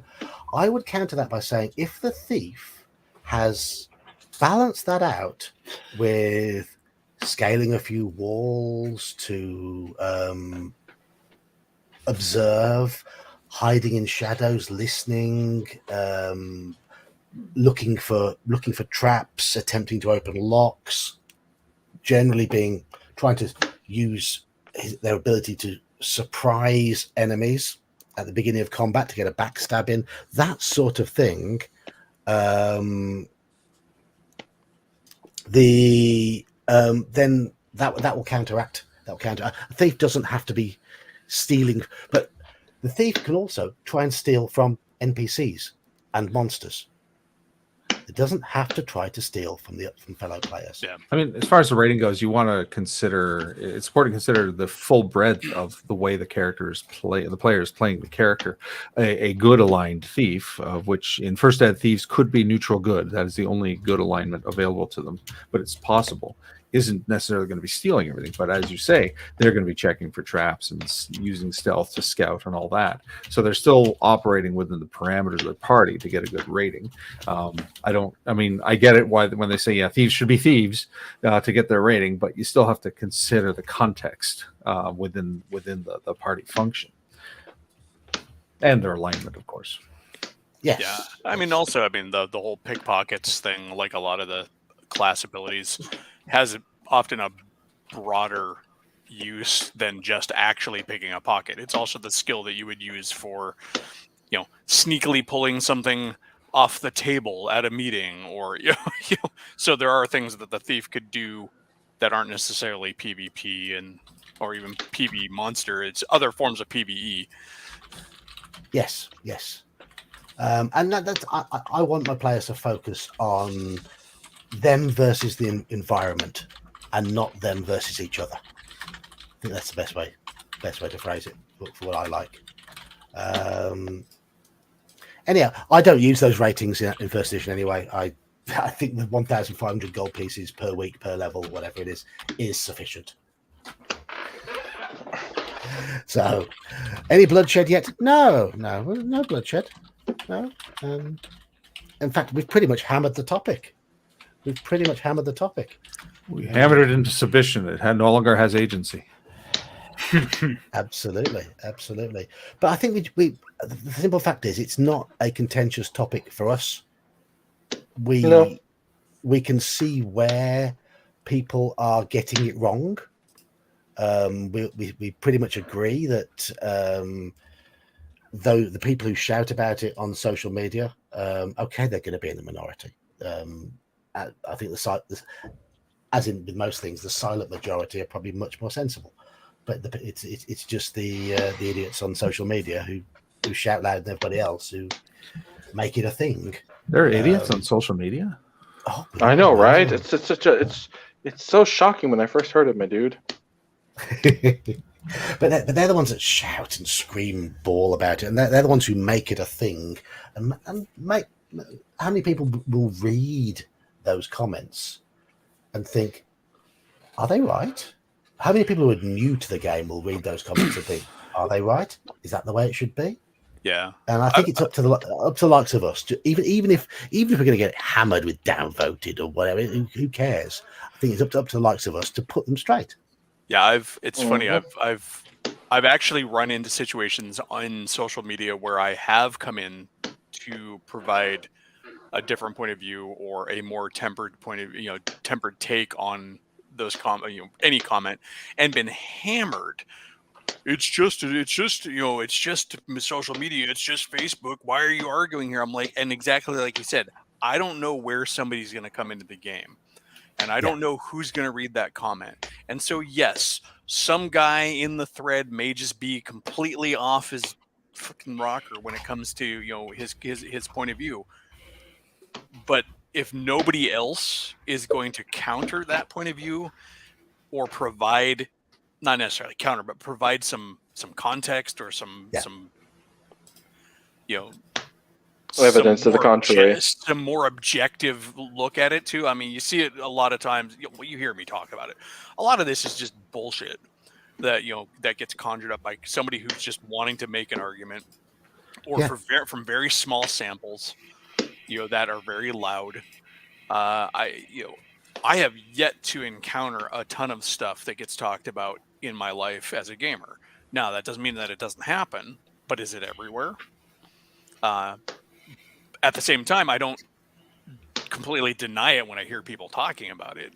But yeah, there's somebody's always going to find a way to bitch about it. I mean, I used to my nephew used to have a thing that do, and I used to say, you could probably hand him ice cream covered with money, and he'd find a way to gripe about it. I've seen comments to the with the general idea that if a DM does not allow a player's desired character path to play out, an outcome to play out, then they're denying that player that player agency. And again, that's wrong. That is wrong. A DM does not have to allow a player. If you come into a game and say, "I want my character to become king of this land," well, I mean, the DM, you can try. The DM says, "Okay, yeah, you can try," but it's up to you how you go about it, and it may or may not work, and that's player agency, letting the player try for that sort of thing, have it as a goal, but it has no bearing on whether they get there in the end. Anyhow, I think we've all reached a consensus. We have. Majority. Yeah. Yes. It wasn't a contentious topic for us. No. And instead, we're all focused on talking to L here about his hatred of AD&D. Oh, right. Yeah, Okay. Or his desire to misquote people. Yeah, and or attribute things to folks who didn't say them. But I don't want to take L's agency away to love the game he loves. Yeah, he's allowed to love Basic Expert. Yeah, I'm an OD&D guy. It's my preference, but doesn't mean it works for everyone. So okay, so here's something on topic. You've got a new player who's nervous. You know how new players can get. They're still overwhelmed by the game. How do you encourage them to open their mind and make the choices without expectation of result? How do you bring them out of their shell? I always start my games with new people by telling them not to worry about the mechanics and just tell me what you want to do. Use the plain English as and don't worry about it being flowery or descriptive. Just start with the basics. I want to open the door, because then and then I'll tell them, like, ask me your basic question. I can then ask you follow-ups, and this is how we learn. Player says, okay, I want to open the door. Okay, I can ask him, okay, how are you approaching the door? Yeah. How would you like to open that door? And then he can tell me more. And then, of course, pull the training wheels off later on, once he's done it enough times, and like, I'm not trying to handhold him too much, but just to get them used to presenting ideas and options, and without feeling like there's a lot of onus on them to provide some flowery, dramatic statement, or even to frame what they do using the game mechanics. I would much rather they don't frame them using game mechanics. I'd much rather they say, okay, I would like to search that pile of refuse. I don't want them to investigation say, check. Investigation check or perception check or whatever. No, I would like to say, I want to say to me, the emphasis is on me, the DM, to describe the situation, and I would say to them, and you just tell me how you want to interact with what I've described, and I'll deal with the numbers. Yeah. And don't be afraid to ask questions. One other thing I do very early on, if I've got new players, is I make a bit of a fool of myself. I'll get up and talk in character and stomp around the room if it's in person, and make a big sort of show of being in character. And then, having made a fool of myself, I'll often sit down and say, you don't need to do that. You can do it if you want. You don't have to. But it's just to show there's nothing to be embarrassed about. Yeah, it dissipates the tension. Yeah. Exactly. Yeah. Exactly. We're all just friends here. We're all here to sit down and play our nerdy ass games of elves and dwarves and spells. But simplifying the interaction a bit, at least the steps, to where it's something that they can approach, modularly, often helps. At least with the people I played with. That way they don't. Go ahead, Sexus. I was just going to say, if you're going to bring it back to new player, first beginning, often for me, I often basically try to scale it way down and really put emphasis on this is it's a story. It's for them to enjoy. I will translate what they tell me. Talk to me. Tell me what you want to achieve, like you said, El. And from there, you build on it. And I basically give them the flowery description so that they can have that painting in their head to sort of immerse them in. I'll ask them okay, so you're in this sort of thing, but you have now possibly look to the player and say, you have a background of X, Y, and Z. So that naturally means that you would know these things. So I would then tell them this, but the rest of the group will not know. And then I'll sort of give them the over the top, not maybe not over the top, but I'll give them the very clear indication of something the group doesn't. This is where you have to talk to them, and then they'll go oh well, can I just tell the group that? It's yeah, but actually tell them what you want to do, and so step by step, bring them in, to the point where they understand they might know something the other won't, and so build it in from there. But it's a gradual thing. because not everyone springs out of their oyster shell, all ready to just sort of engage with the entire group, especially if it's a bunch of weirdos you've never met before. Then you've got to gel with them, and that takes time, that takes energy, and that takes investment from everyone involved. Yeah, quite. And one thing I'm going to say with your descriptions, slightly off the topic, but you know how if you read an Edward Lear nonsense poem, a lot of the words aren't things you'll find in the dictionary, but it paints a picture. Playing in Saxius' sessions, there are 2 or 3 words that you use, Saxius, and you've used them a few times. Go on. That aren't English. That just aren't. They're completely made up words, but they paint the picture. That's a spectacular point. It's absolutely.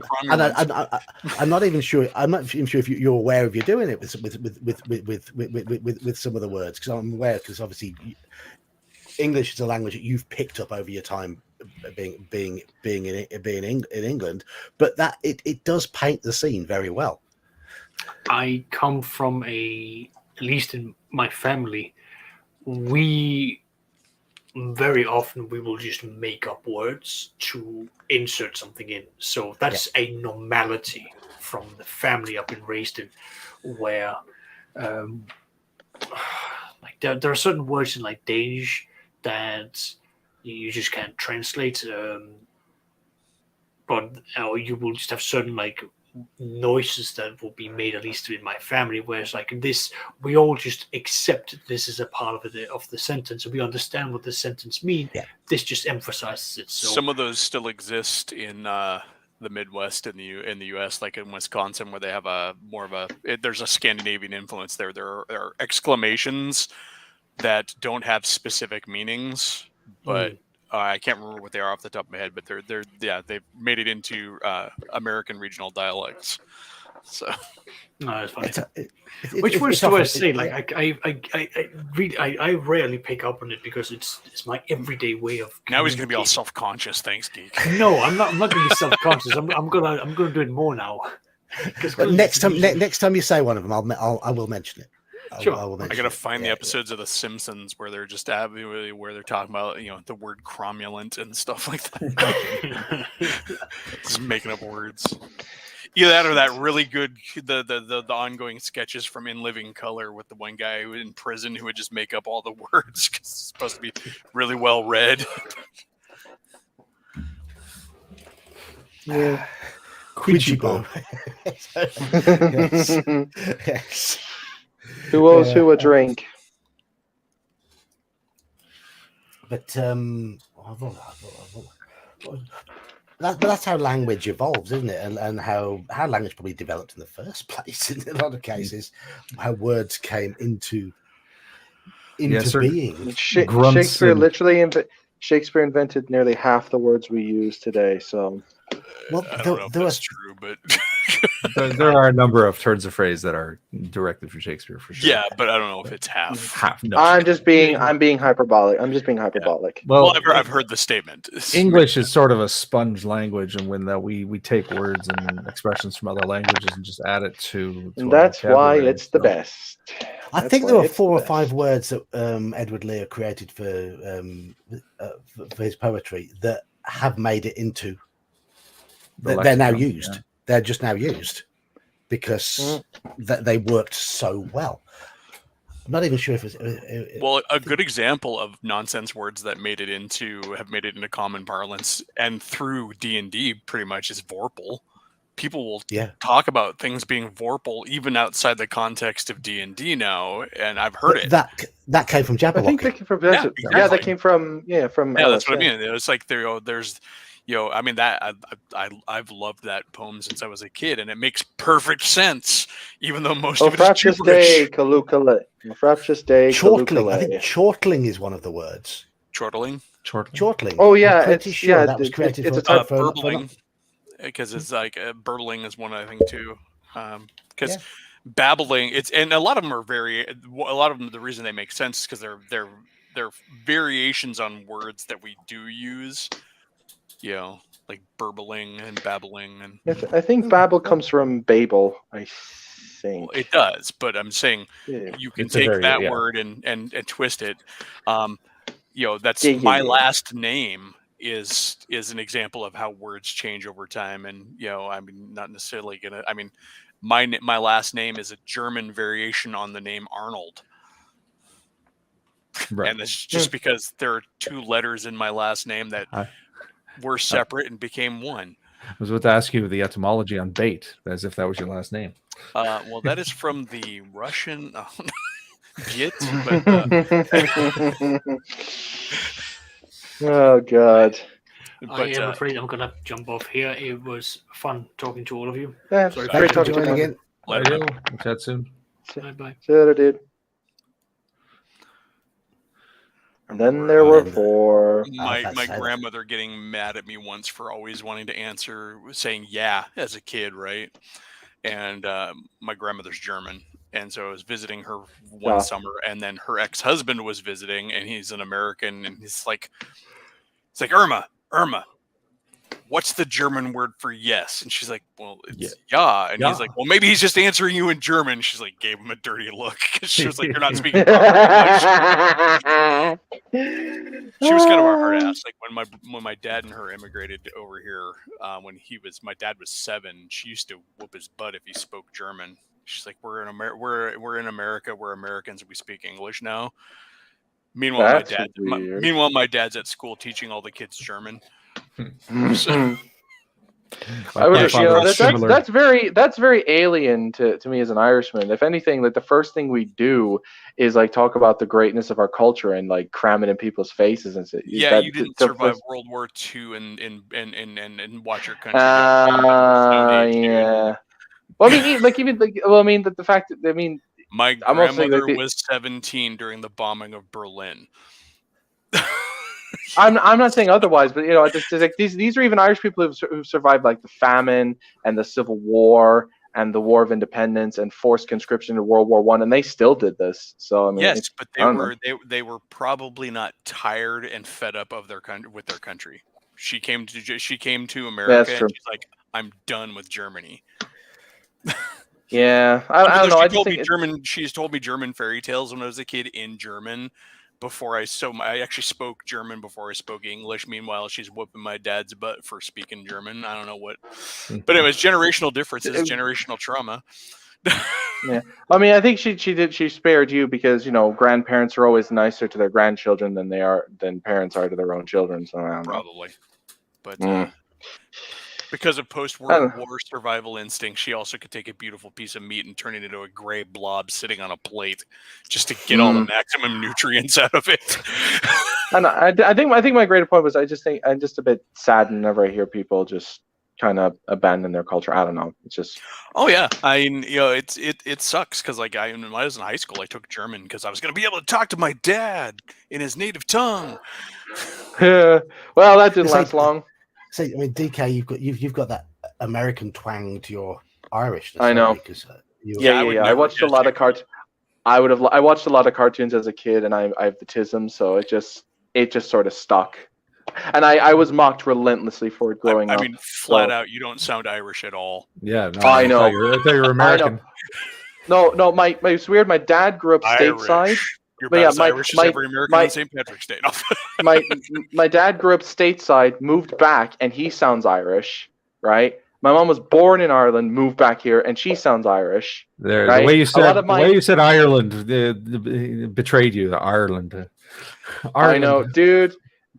Okay, I watched Looney Tunes and Foster's Home for Imaginary Friends when I was a kid. Okay, I was a loner. Cartoons were my friends, so I can't help that. So. No, it's. I know. Like I'm at this point where I'm saying, it is what it is. I've come to accept it. Talking family histories is always fun at work. It is. At work, they always get the thing like, and what is your background? Well, I had family that fought in World War II on the wrong side. Wrong side. Yeah, but it wasn't the wrong side to them at the time. Well, I was going to say they didn't know that at the time. But then, of course, that always has to launch into the massive discussion of like not every German is a Nazi. Yeah, And then there's some Germans will just go again with the Nazis. Like it's like, yeah, I'm sorry, Germany.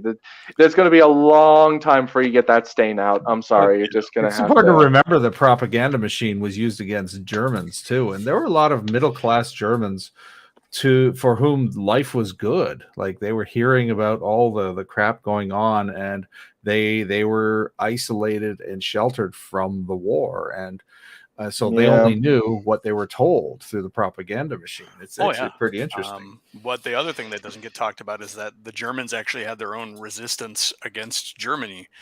You hear about the French resistance and all these other countries having resistances. There were Germans out who knew the truth and were like, "This is horrible." Yeah, this is horrific. My great uncle was one of those guys, although he was also a criminal before the war. But he was sort of a bootlegger and stuff before the war in post-World War One environments, and then during the war he became a resistance fighter, and then after the war he went back to bootlegging. So anyway, off this topic because it's kind of depressing, to be honest. I mean, my interesting family stories are not on that sort of scale, but there's a few interesting skeletons that emerged, and it's the things we've learned about our family, families as time has gone on, and as things that have been shoveled under the rug sort of crept out because tongues loosen as people get older and they start to lose marbles. They're regretting. Regret. One of it was my grandmother. She lost a bit of her faculties in her late 80s. She lived until 91, 92, so she had a good innings. Right. But she was at a Sunday having Sunday dinner with her nephews. Well, people who'd been brought up as her nephews and nieces, and and we were talking. I wasn't there, so they were all chatting away because her sister, her younger sister, Tess, had recently passed away, and Tess was their mother, and they started talking. Like, oh, blah blah blah. Yeah, and of course, Tess was your younger sister, and my nan, without even thinking, went, "Oh no, Tess was my niece." And Tess's kids, who by now were in their 50s, who all their lives had been brought up thinking a family was constructed in a certain way, it all came revealed that Tess was actually their niece, and Tess's oldest sister was actually their grandmother, and who they thought had been their grandmother when they were growing up wasn't actually their grandmother, was their great-grandmother. And this was a bit of a family reveal that just sort of slipped out. Something similar that happened to me and happened to my friend in his 30s. Not to me, but my friend. He's like, he found out that his cousin was actually his sister. Like it's like dad had a dalliance with somebody. These things happen. My father's father had a dalliance as well, and my father found out he'd got a sister. I do like the word dalliance. It's such a fun way to such a poetic way to say explaining infidelity or whatever. Philandering. But I have a half brother because your old dad was a philanderer. So. My brother and I have different dads just because our mother decided to have kids with the only two men that actually had any genetic merit in her life, and then went on to the types of men that she actually enjoyed the company of. So, like my brother and I were like, we're genetically engineered. He's like, why? He's like, because if you think about it, both of our dads are the only ones mom's ever been with who were worth a damn. And if you look at it, they're like all a bunch of like country western singers and like roughnecks and stuff like that. And his dad's a professor, and my You're a super soldier. Your mom's playing the long game, my dude. She's playing the long game. Funny. Family histories are weird. Like my dad only made it to this country because my grandmother's sister and her husband wanted free babysitters when they moved from Germany.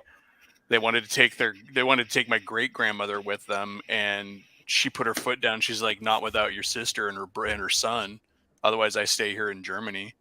But so my grandmother's sister, I don't know what that makes her, great aunt, whatever.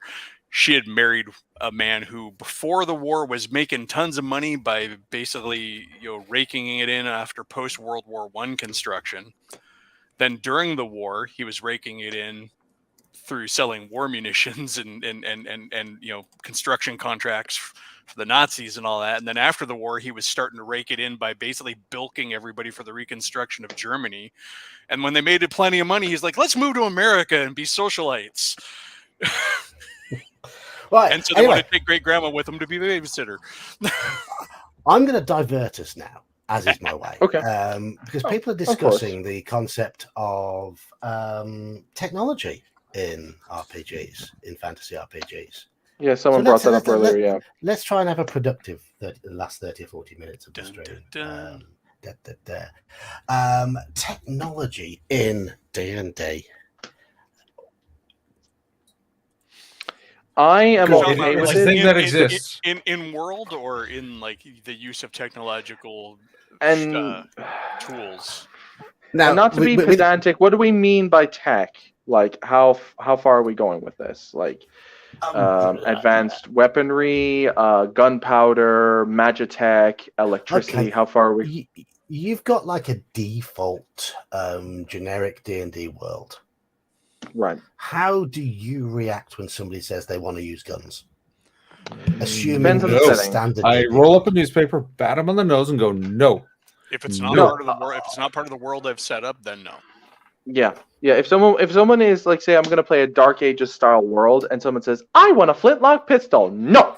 Just get the squirter. It's like, no, bad key. Now, if somebody's playing a wizard and they want to invent gunpowder through alchemy, maybe. I could swing that.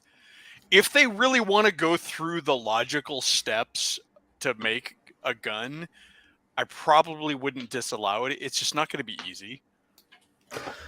My thing when it comes to technology in D&D is we're basing it on what knowledge we have now. So where does it end? Where does it end? Where do they stop pushing for technological advancements? Well, here's the other thing. I'd also like to point out to them. Okay, you want to make guns. How do you justify your character in world coming because the gun took a long time to be invented after the inception of gunpowder. It took at least 1,000 years. So what you'd have to tell me is you want to have basically flintlock pistol technology that took centuries to quote perfect to the point where it is the way he wants a flintlock. What if your player's just saying he wants a hand cannon? It's a tube with a fuse. Well, I mean, even that, but the thing is, like, the Chinese invented gunpowder for the purposes of fireworks, and they didn't use it for warfare. It wasn't until the Europeans started doing it. Like, Vlad Tepes was one of the first people to implement gunpowder in battle. That's not entirely true. I mean, they had used it in war. They just didn't use it for guns. Okay, they used it cannons. They used it. They made rockets for signaling. They actually had a thing called fire lances, which was a thing.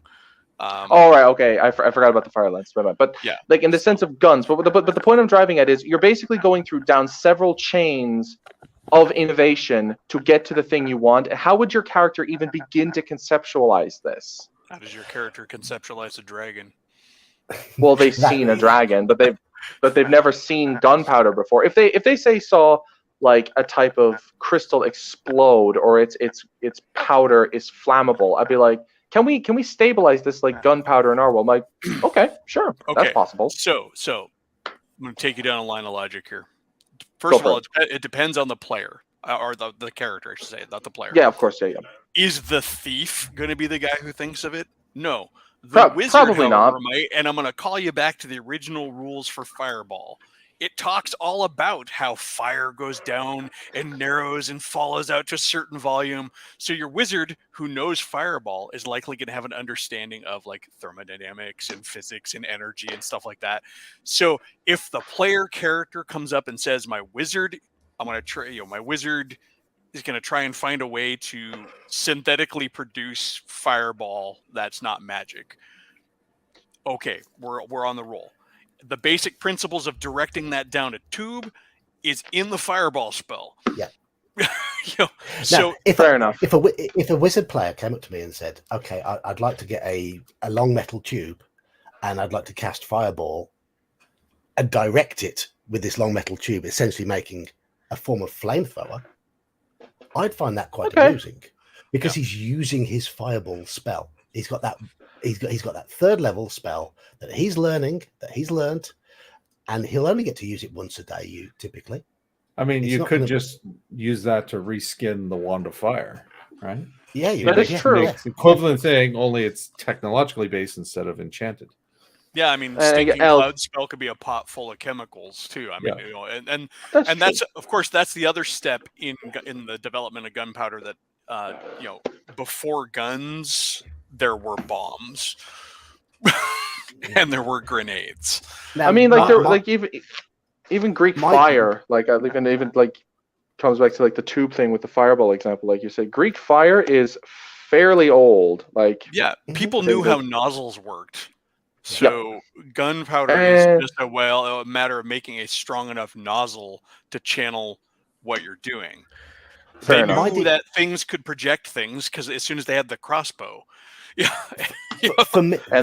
Crossbow tech isn't that old, For me, the verisimilitude with a certain time period is important in the game. I'm the sort of DM who will go through a list of arms and armor and cross out the ones that aren't applicable to an era. DK, did you say crossbow isn't that old? No, it's not that young. My apologies. I mean, it's fairly old technology. It's fairly old technology. There's a or a gas. The Greeks, I know. Yeah, the Greeks and the Romans had them. They were called belly bows. Yeah, I just fucked up. That was a misspeak on my part. Sorry. Yeah, no. Crossbow is fairly old tech. The Chinese and the Romans had them. My default time period for a D&D game is around 1400 AD. Now, also late medieval period, Now, it wasn't till the late part of that century that any form of hand firearms began creeping onto battlefields in Europe. Yeah, and even then, they were only effective when you put about 100 of them in a line. And they all fired with pikemen, and they had pikemen to protect them. They predate pike blocks, actually, the hand cannons. But they had to do that because they were so inaccurate. Yeah. Yep. So what they did is they just created this wall of fire by just all of them firing at the same time and just aiming in the general direction of the enemy. So that's when players want to have guns in fantasy. So like even when I'm proposing a setting with guns, I will have players to kind of flip it around. Let's say I'm wanting to do like an Age of Sail game, right? And I decide that I want to have pistols and have some, have the early firearms, not like late end rifled muskets. Or there was a green book in AD&D for that, wasn't there? In second edition. There's always a player who's like, "Oh no, that's just going to change the game too much." I'm like, no. Guns are fundamentally slower than any other missile weapon, except for maybe a heavy crossbow. But here's the other side of it. Like I think, the thing is, hold on. Okay, go for it. Guns require a much more specific skill set than bows, slings, even the crossbow. Oh yeah. So, yes, they're in the world, especially in an Age of Sail campaign. All right, how well are you? What happens when you jump overboard? Now all your powder's wet. You're fucked. Because it's not the be all end all that a lot of people think it is. There's a big difference between allowing flintlocks and allowing an M16. Yeah, I was about to say. See, I think that's kind of the main problem I have with it, because a lot of players will, well, not a lot. Okay, again, I'm generalizing. That's not fair. There are some players who will use the "I want guns" as an excuse to break the game. They want the look of like a steampunk style flintlock that fires like a modern handgun. And that's where I have a problem with it. They want all the power of modern firearms in just a steampunk aesthetic, and I don't like that. And it all comes down to how you handle it. Because okay, cool. Yeah, I'll allow it. Now, just like crafting any custom. Let's say I allow it. Just like crafting any magic item, you have to go through 8 million hoops to get there. And what happens when it breaks? Or that dragon breath makes you save on your items, and Mm-hmm. Now here's an interesting one, because if a fighter character goes on to build his castle in the 1400s sort of typical setting, they had cannons in that time. Castles had cannons. They were called bombards, and they were castle defenses more than anything. I would allow that. The gunpowder existed in that sense. It wasn't a one-on-one weapon. It was a defensive weapon that'd be mounted on a castle and just aimed into the mass of soldiers who were besieging the castle. And I think it'd be really interesting, because obviously, if you're casting a spell on a cannonball, whoever you hit has got to survive the cannonball hitting them first anyway, if it's a touch spell. Yeah. One real good argument that I used actually to dissuade somebody from wanting to have gunpowder / guns in the world is I'm like, okay, consider for a moment how many monsters and spells in D&D hit you with fire. Is this where you want to be when you have a bunch of cartridges on you? Yeah, like the gunpowder is down the save versus fireball. If you even save and take half damage, now you're going to take all of that exploding, or at least cooking off. And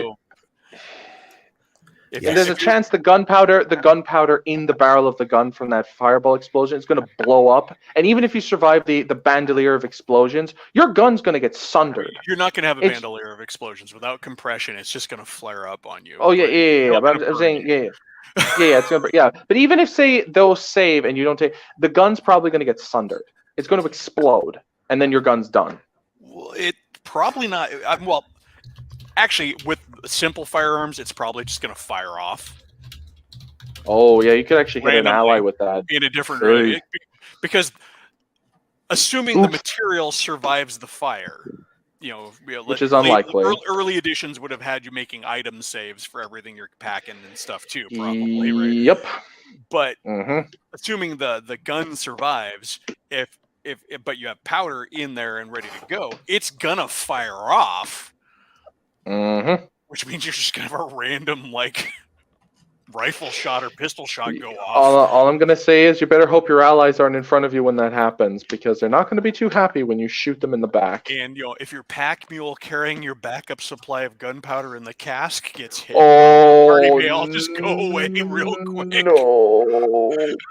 Yeah. Okay. And there's actually even funnier than that. If it explodes, the party's deafened, so anything that's sneaking up on them will probably automatically succeed. And 2, that's wandering monster checks.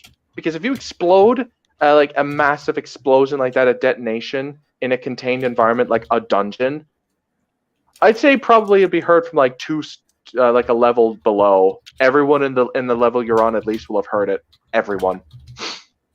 So that's fun.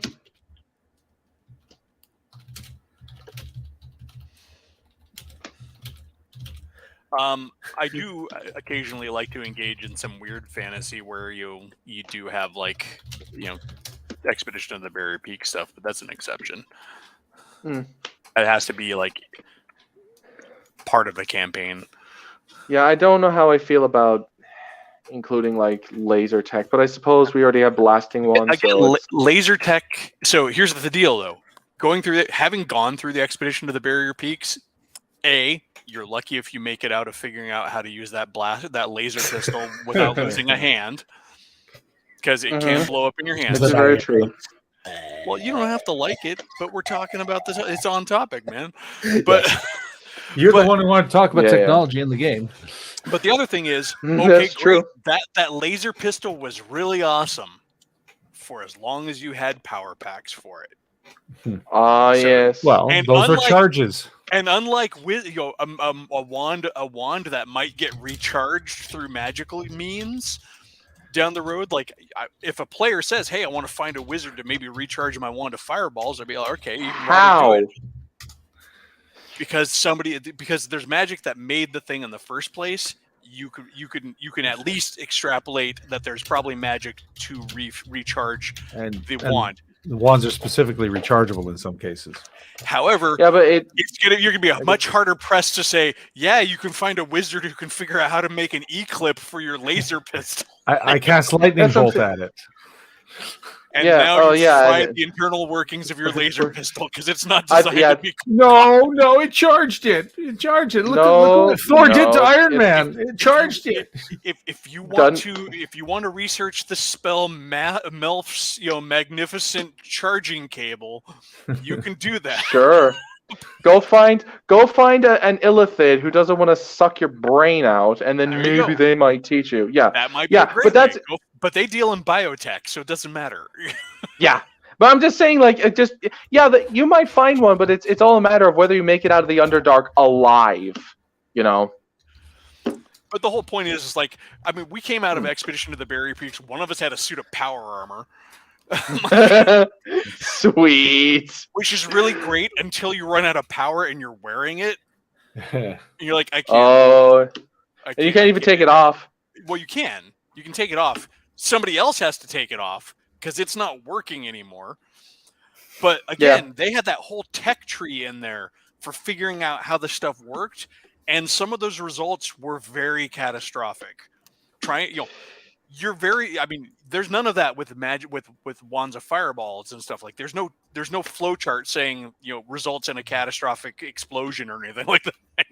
Unless you combine them in the wrong way, but those are edge cases. But and that's more like potions and stuff. So. Oh yeah. But yeah, I mean, Straw Piglet brings up, with extra planet travel and teleport. I mean, you could potentially do that. I mean, potentially, especially if you consider the default settings for both Greenwood's Forgotten Realms and Gygax's Greyhawk and Arnezen's Blackmoor, they all tied into Earth. Geek, I'm going to assume that you're not going to allow cannons in the game that you're running.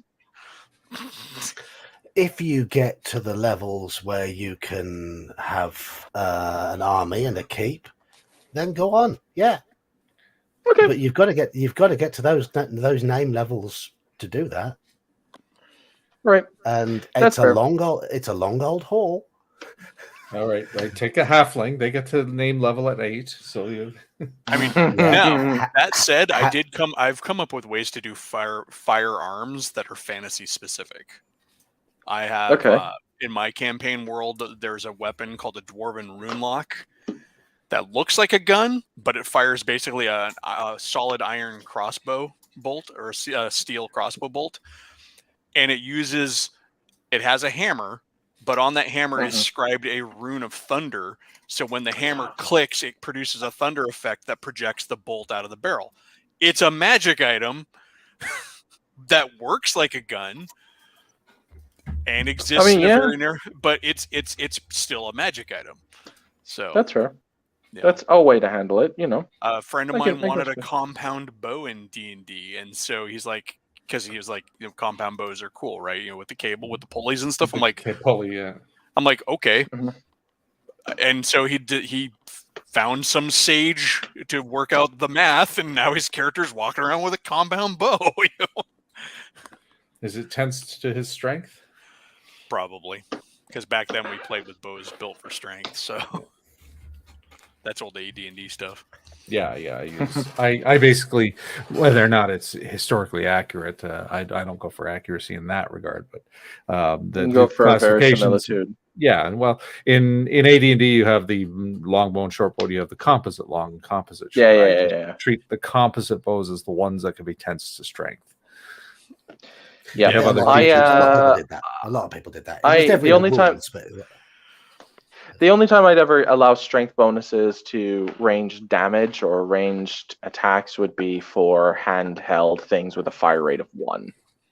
Like javelins, hand axes, warhammers, Sorry, I'm just saying this one. What's so funny? One-shot nuke artillery, yeah. Yeah, you could do that. Why not? I mean, We use sovereign glue to put all the gems into a necklace, Mister. Kaboom. Oh God, that's horrible. He had to use the most strong. Only he. Yeah, he did. Oh no! He was only strong enough that he could string it. I think that was the problem. They weren't strong enough to string it, but he could. no, in the story they couldn't pull it. Nobody could. Only Odysseus nobody could draw it. string it and I thought draw it. Yeah. I thought it was. Oh yeah, to string it and draw. Right. Okay. It's been a while since I've read the Odyssey. I don't remember. Well, there's Thor as well with Mjolnir. That's got an enchantment on it, though. No, I don't. No. In the original myths, it wasn't an enchantment. It was just so goddamn. It's the belt he wears, actually. I think that gives him the ability to do it in the myths. Yes. No. I think that just makes him even stronger than he already is. He doesn't get the belt until after he gets the hammer, I think. He can only wield the hammer because of the belt. But there's one person. There's one person in the myth in Norse mythology. There's one individual in deities and demigods capable of lifting that hammer without the belt. His son. His son. Yes. Yeah. Yes. Which is weird. Not really. I mean, I could give you some PSB for that. Some pseudoscientific bullshit. PSB.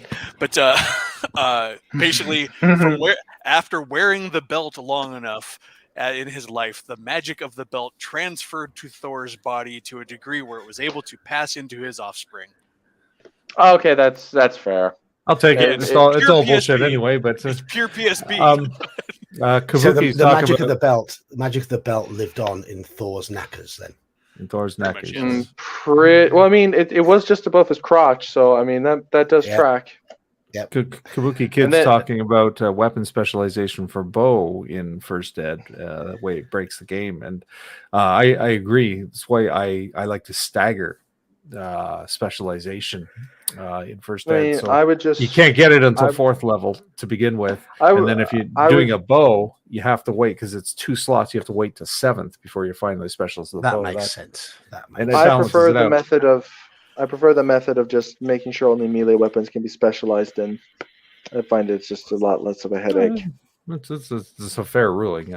I like having them there, but I just make them rare. They're harder to achieve. You have to find somebody to teach you, and it's usually expensive and rare. I think the power of bow specialization in first edition. My agency, I want. But my agency, too bad. You have the agency to get it. You got to go find it. Yeah. But go if you have somebody else. Go in those hills over yonder where all those cannibals are. Knock yourself out. But my backstory says I can have it. Yeah. I don't care. Backstories when are you cringe. hit 7th level. No, backstories are cringe. You should be making your character evolve through gameplay, not from stuff that doesn't happen at the table. As long as it actually doesn't take the place of your actual story. Yes. A little bit of. I always tell people a paragraph at most. I mean, if you want to write 3 pages of backstory, that's cool. But keep that to yourself. If that helps you play your character. Yeah, keep it to yourself. Grounded, that's awesome. There's a general reverse proportion to the length of survival of a character and the length of their backstory. The longer the backstory, the more time they spent on it, the quicker they will die. Yeah. Mm-hmm. Yeah, that's fine. It's funny is I made a backstory for my wizard character that I had to back out of playing for my brother's game, and it wasn't a huge backstory. It's about three paragraphs. I tend to do it like a 3 paragraph at most for and it's usually like where they came from, what they became, and where they are now. before they start. That's kind of my framework. And the third paragraph usually sets up their reason for adventuring. Anyways, it wasn't made to be anything huge and stellar, but my brother who's the DM, seemed to want to engage my backstory like right away. I'm like, you don't have to. The backstory is just written there to tell me and you who my character is, and then give him a reason for getting out into the world. We don't have but to. If you kept it short and simple, then there's more chance your DM will be interested in what you've got to say in it. Yeah, I mean, the only real mystery in his backstory is like his the wizard, because I made it. He's first level character. I made it like, why is a first level wizard out there? He was the apprentice to a wizard. The wizard went off on an adventure and never returned. Yeah. So now I'm kind of sitting there in the tower going, "Hello, is it Master. time for me to go out into the world yet, Master?" I guess I'll go out and see what's going on, and Master. But yeah, so like I and of course I don't do tragic backstories anymore. I'm on a personal crusade to never write another tragic backstory for a character ever again.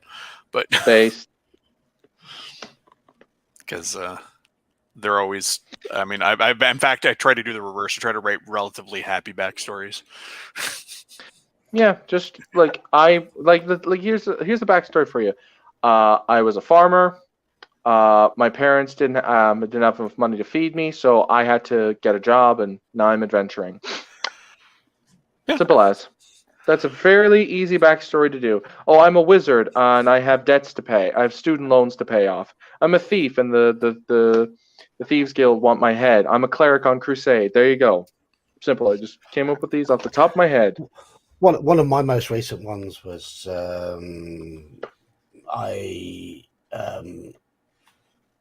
I was brought up in poverty, and I learnt my magic to con people using basic tricks in the street.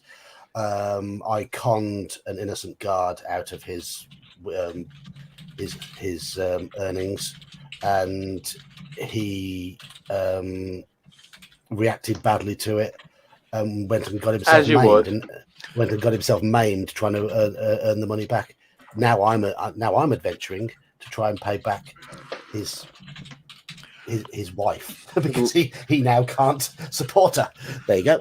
Yeah, the last thief character I wrote up, his backstory was he was one of several for a large urban family, and so he kind of took to hanging around town and getting to know the people in the village, and fell in with the local Goblin Thieves Guild, and they realized that it was cool to have a human who could pass in the community, and started teaching him how to do the shtick, and that's how he got his abilities.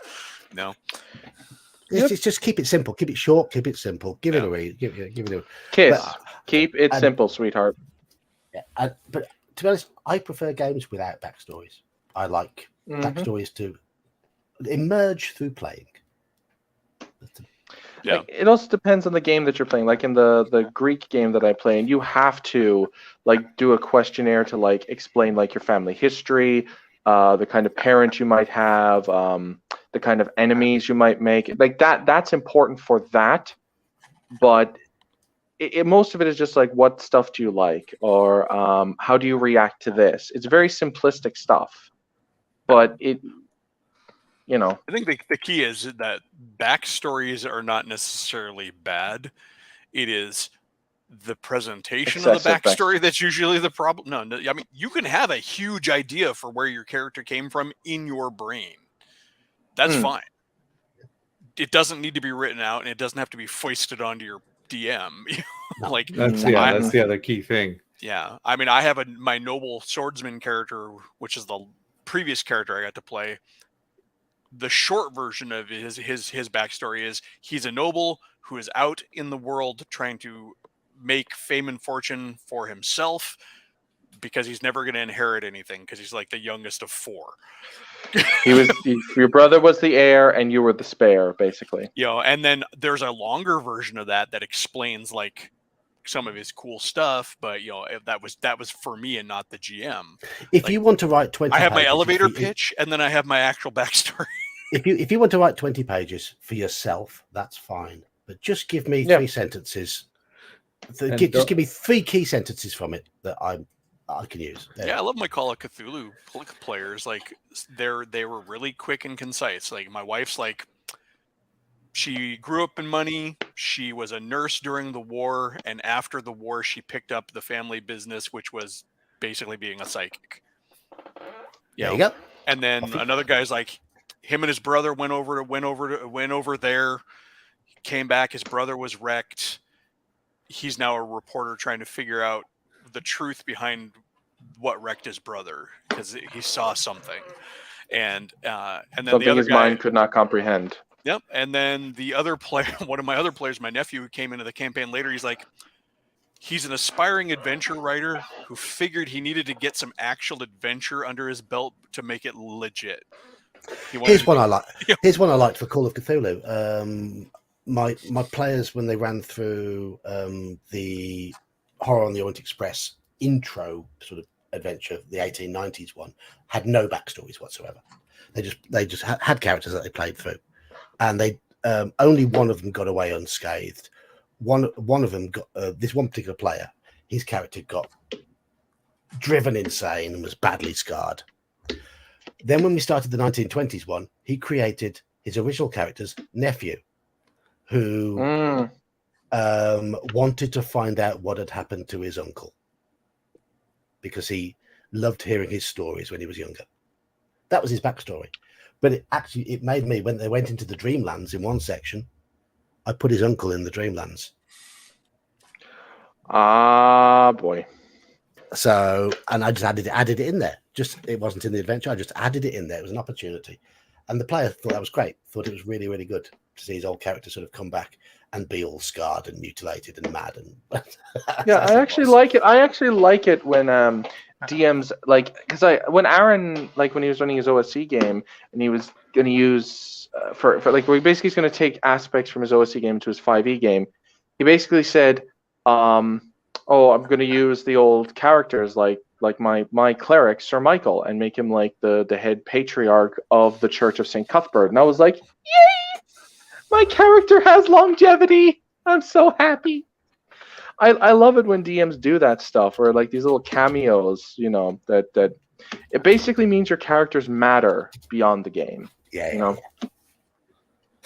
It doesn't need to be some massive epic. It just there. A little mention, a little acknowledgement is fine. Yeah. And just means he's kind of eternal. And I like that. So Chaosium put out some free Call of Cthulhu stuff this week. I didn't know about that. Oh, did they? Nice. That was nice of them. Mentioned it. So I'll have to pop over and to their site after this stream and see what I can raid from there. Satiate your Call of Cthulhu addiction. The problem is I've got half a shelf of unused Call of Cthulhu stuff that would take about 5 or 6 years to play through as it is. Well, it doesn't hurt to grab the free stuff. It doesn't cost you anything. You never know what you find.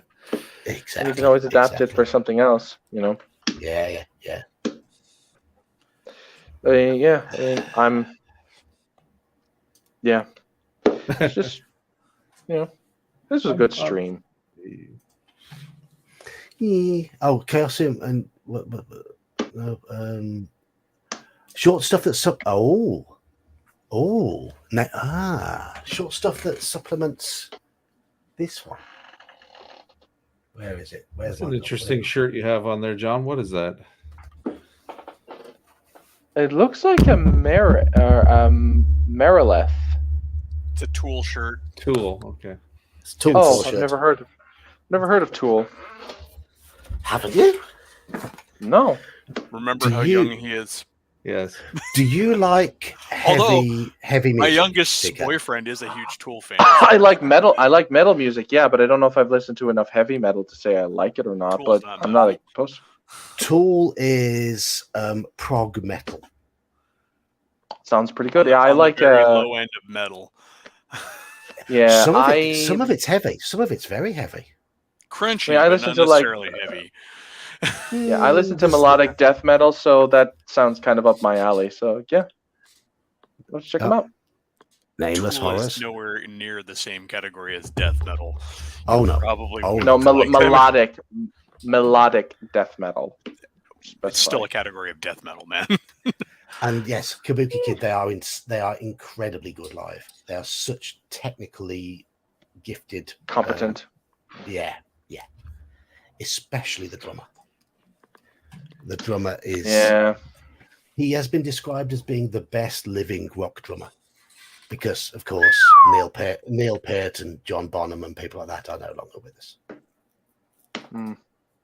So he's extremely good. But they're odd. Tool are odd. They are a bit of an acquired taste. I will have to listen to them and see if I acquire that taste. Yeah. If I'm going to give you a song to start you off on Tool, I'm going to say start by listening to The Pot. The Pot. The Pot. It's probably their most accessible song. Okay. And if you find that inaccessible, then you're not going to like any of the other stuff. But The Pot is one of their shorter songs, and it's one of the more accessible ones for non-fans. Newbies. Fair enough. I'll have to check them out. But I don't care about the length of songs, to be honest. Like I listen to Dream Theater, and they regularly put out albums with like their last song is like 22 to 24 minutes long. So I'm good. There's, I think, Tool's last album, the main 6 songs on it averaged out at 13 to 14 minutes each. Nice. So there you go. Yeah. They're not something you just pop on and just listen. No. Yeah. That's fair. Ian, I got this shirt at the gig. I saw them last year, about a year ago now. And it was painful. £35 for a t-shirt. Oh, that pounds. That's probably $60 in Canadian money. Yikes! That's very heavy. I just ordered a T-shirt for my kid the other day, and it cost me $36 after shipping, and I thought that was bad. Fuck. T-shirts are not cheap these days. It's crazy. Yeah, they really aren't, are they? And if they are, they suck. So yeah. I can't say this one's a good one. It's nice and thick, and it hasn't lost any shape or any fade or anything. So yeah, that's good. That's something. For 35 pounds, it's better. Exactly. I mean, it's fairly heavy. I mean, it's heavy enough. Like, I mean, come on, it's 35 pounds. Will it deflect a light caliber bullet? Again, is it better? Probably. If it's made of wool, probably. I don't know what kind of sheep you've met, but it was £65. Dude, if they have to run away from the Welsh, I mean, they're pretty strong sheep. Well, we're talking bullets versus other projectiles, but I mean, the concert ticket itself cost £65, and it was the one. It was right at the back, miles away from the stage. So you can barely hear anything they're saying. It's interesting. Folks are talking about different, they're the subject of armor, obviously, because we're talking about bulletproof wool. Yeah. But I learned of a very odd low-tech armor today that would be perfect for Dark Sun, but it came up because I've been watching a bunch of practical archaeology for Native Americans, and I didn't know this was a thing. But evidently the Plains nations made armor by taking hide and adhering sand to it. They would take layers of glue and sand to create basically an artificial asphalt on the outside of hide, and it can turn metal arrowheads, and even actually a spear will only go like half an inch through it. That's clever. I mean, I heard that the South. Well, considering the South trees are a rarity out there. I mean, like I heard like the Aztecs, like the Mesoamerican tribes, actually, like the Jackal warriors took their equivalent of gambeson, like this padding, soaked it in water. Yeah, cotton. Soaked it in water to make it thicker, so like they deflect cuts better, projectiles, and blunt attacks. It's also a way to not overheat when you're wearing armor in the Mexican sun. Because it's the same it idea. does It's the same double principle duty. behind the pith helmet. The pith helmet is actually it's made of cork. You soak it in water and it radiates heat. So. DK, you wondered if I could hear from where I was in my seat at the gig. I'll give you an idea of how loud it was. When the first bass note was played, my seat shook. Okay.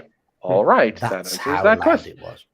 Yeah. That answers that question. Well, I'm glad you weren't sitting right up on top of it, because your head might have exploded.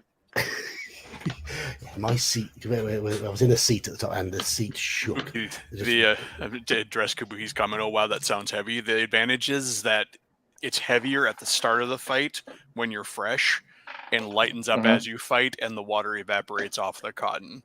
Yeah, that's actually very useful because as you get tired, you don't want to be it becomes less protective, but you're also not as much in the thick of tired. battle. Yeah, because by that point you're mopping up the enemies or you're retreating, and you're probably tired as well, so you don't want heavy freaking armor anyway. So yeah, because there were Celts who didn't wear anything at all in combat. There's actually kind of debate over whether that's true. Like, it did happen on occasion, but that was really more what the Picts did. That these were like the accounts of what Caesar had seen, and this was a handful of times. Yeah, there's also some there were streakers. There's a suggestion that there were actually small warrior cults amongst the Gauls that went out naked. You also have to remember that like Gaul is not like, it's not the most especially like back then where it was all trees. Like it was a fairly cold place to live. Like it's like they said the same thing of the Irish. That's a like pretty broad stroke, considering Gaul is a gigantic chunk of the European continent.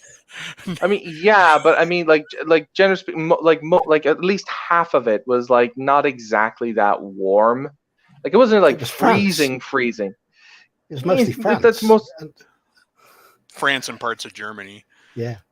Although they're now finding out as they research it more that some of the tribes they thought were Gauls were Germans, and some of the other tribes they thought were Germans were Gauls. And the distinction may not have been as clear as they thought it was to begin with. So. No, but no, it's like they'd also make that same assertion on the Irish as well, where but again, look at Ireland. It's bogland and it rains all the time. Are you going to tell me that the Irish people didn't think, hang on, when we get really cold and it gets really wet, we get hypothermia and we die? Yet it doesn't stop the Scots from wearing kilts. Yeah, but again, a kilt, okay, there's a difference between wearing a kilt that at least somewhat protects you from the cold and wearing nothing. I know. I've worn kilts before, like real full kilts, summer and winter. I used to, when I did historical reenactment, I was in a Scots Guard. I used to pack around a musket and a lock of barracks, or a targe and a brace of pistols and a basket hilt and all that kind of fun stuff. Yeah, I'm just saying that Highland charges with live powder charges, but no rounds. That was fun too. Yeah, I'm just saying it did happen on occasion. It just like wasn't like they always did this, because like okay, wearing armor is good at keeping the arrows out of your body. Having a shield is good and all, but shields sometimes are actually better at that than armor in a lot of cases. But having a shield versus having a shield and armor, I think I'm going to go with both. But that's just me. But you know why most people didn't have armor? Because it's expensive and most people can't afford it. Well, yeah, I mean, like they would just wear like gambeson or like cloth armor or something. It's better than nothing. Plus, it also keeps you warm. Gambeson is more of a medieval thing. Actually, well, yeah, probably. Well, I mean, we've no surviving examples because it was cotton and they all rotted away if they did exist. So, yeah. Well, one thing D&D doesn't do well is the price of armor. One thing D&D doesn't do well is the accuracy of armor. The realism, because cloth gambeson can actually turn away arrowheads in some cases. Yeah. It's actually a lot better than people think it is. Padded armor should be a shit ton better than it is. And chainmail without a gambeson under it is and for the love and for the love of God, stop calling brigandine armor studded leather. It's not. It's plates with cloth over it, for the love of God. They haven't been calling brigandine studded leather since 2nd edition when they released the rules for brigandine. That's true. They still have studded leather is a myth. Yeah, but it is a fantasy because there's not a lot of instances of actual leather armor being used either. But yeah, probably. At least in Europe. That's what I say whenever somebody, in the game, they'll bring up, well, this armor doesn't really exist. I'm like, yeah, on Earth, but we're not on Earth, so carry on. Actually, the same practical archaeologist guy I was watching did a really cool demonstration of a sheet of scale armor using rawhide scales that he made. It was really good at turning weapons. Again, everything except for an upward stroke, it would turn away spear jabs for both metal and antler tips, because he's doing Native American tech, so he's using he'll test with metal because they did have metal, even though a lot of people will try and convince you that they didn't have any kind of metal working, but they just didn't have enough to make plate mail, but or the technology to make plate mail. But the rawhide, the layered rawhide, actually was really good against totally impervious against cuts and downward stabs and arrow shots with both metal tips and antler tips. The metal would go through, but not far enough to where you would do damage. You would be worried. It would cut. Yeah, but you'd get a bit of bruising probably. No, you'd get cut. It would go through like 1/8 of an inch, or 1/4 of an inch, but that's not deep enough to hurt you. It's deep enough to give you a scratch and maybe annoy you an infection. But of course, I come from the Pacific Northwest, where the natives there actually decided to make full suits of armor out of wood with helmets and everything too. So they had wood slat armor and stuff. Found out some really cool bits of technology too with the northeastern native armor. They actually would wear these back shields, and it provides a really awkward concept to the guy wearing it. But when you line a bunch of guys up, it forms crenellations for the rank behind them. So it's thought that the back shield was actually to protect the next rank back, so they could use their missile weapons and still have protection.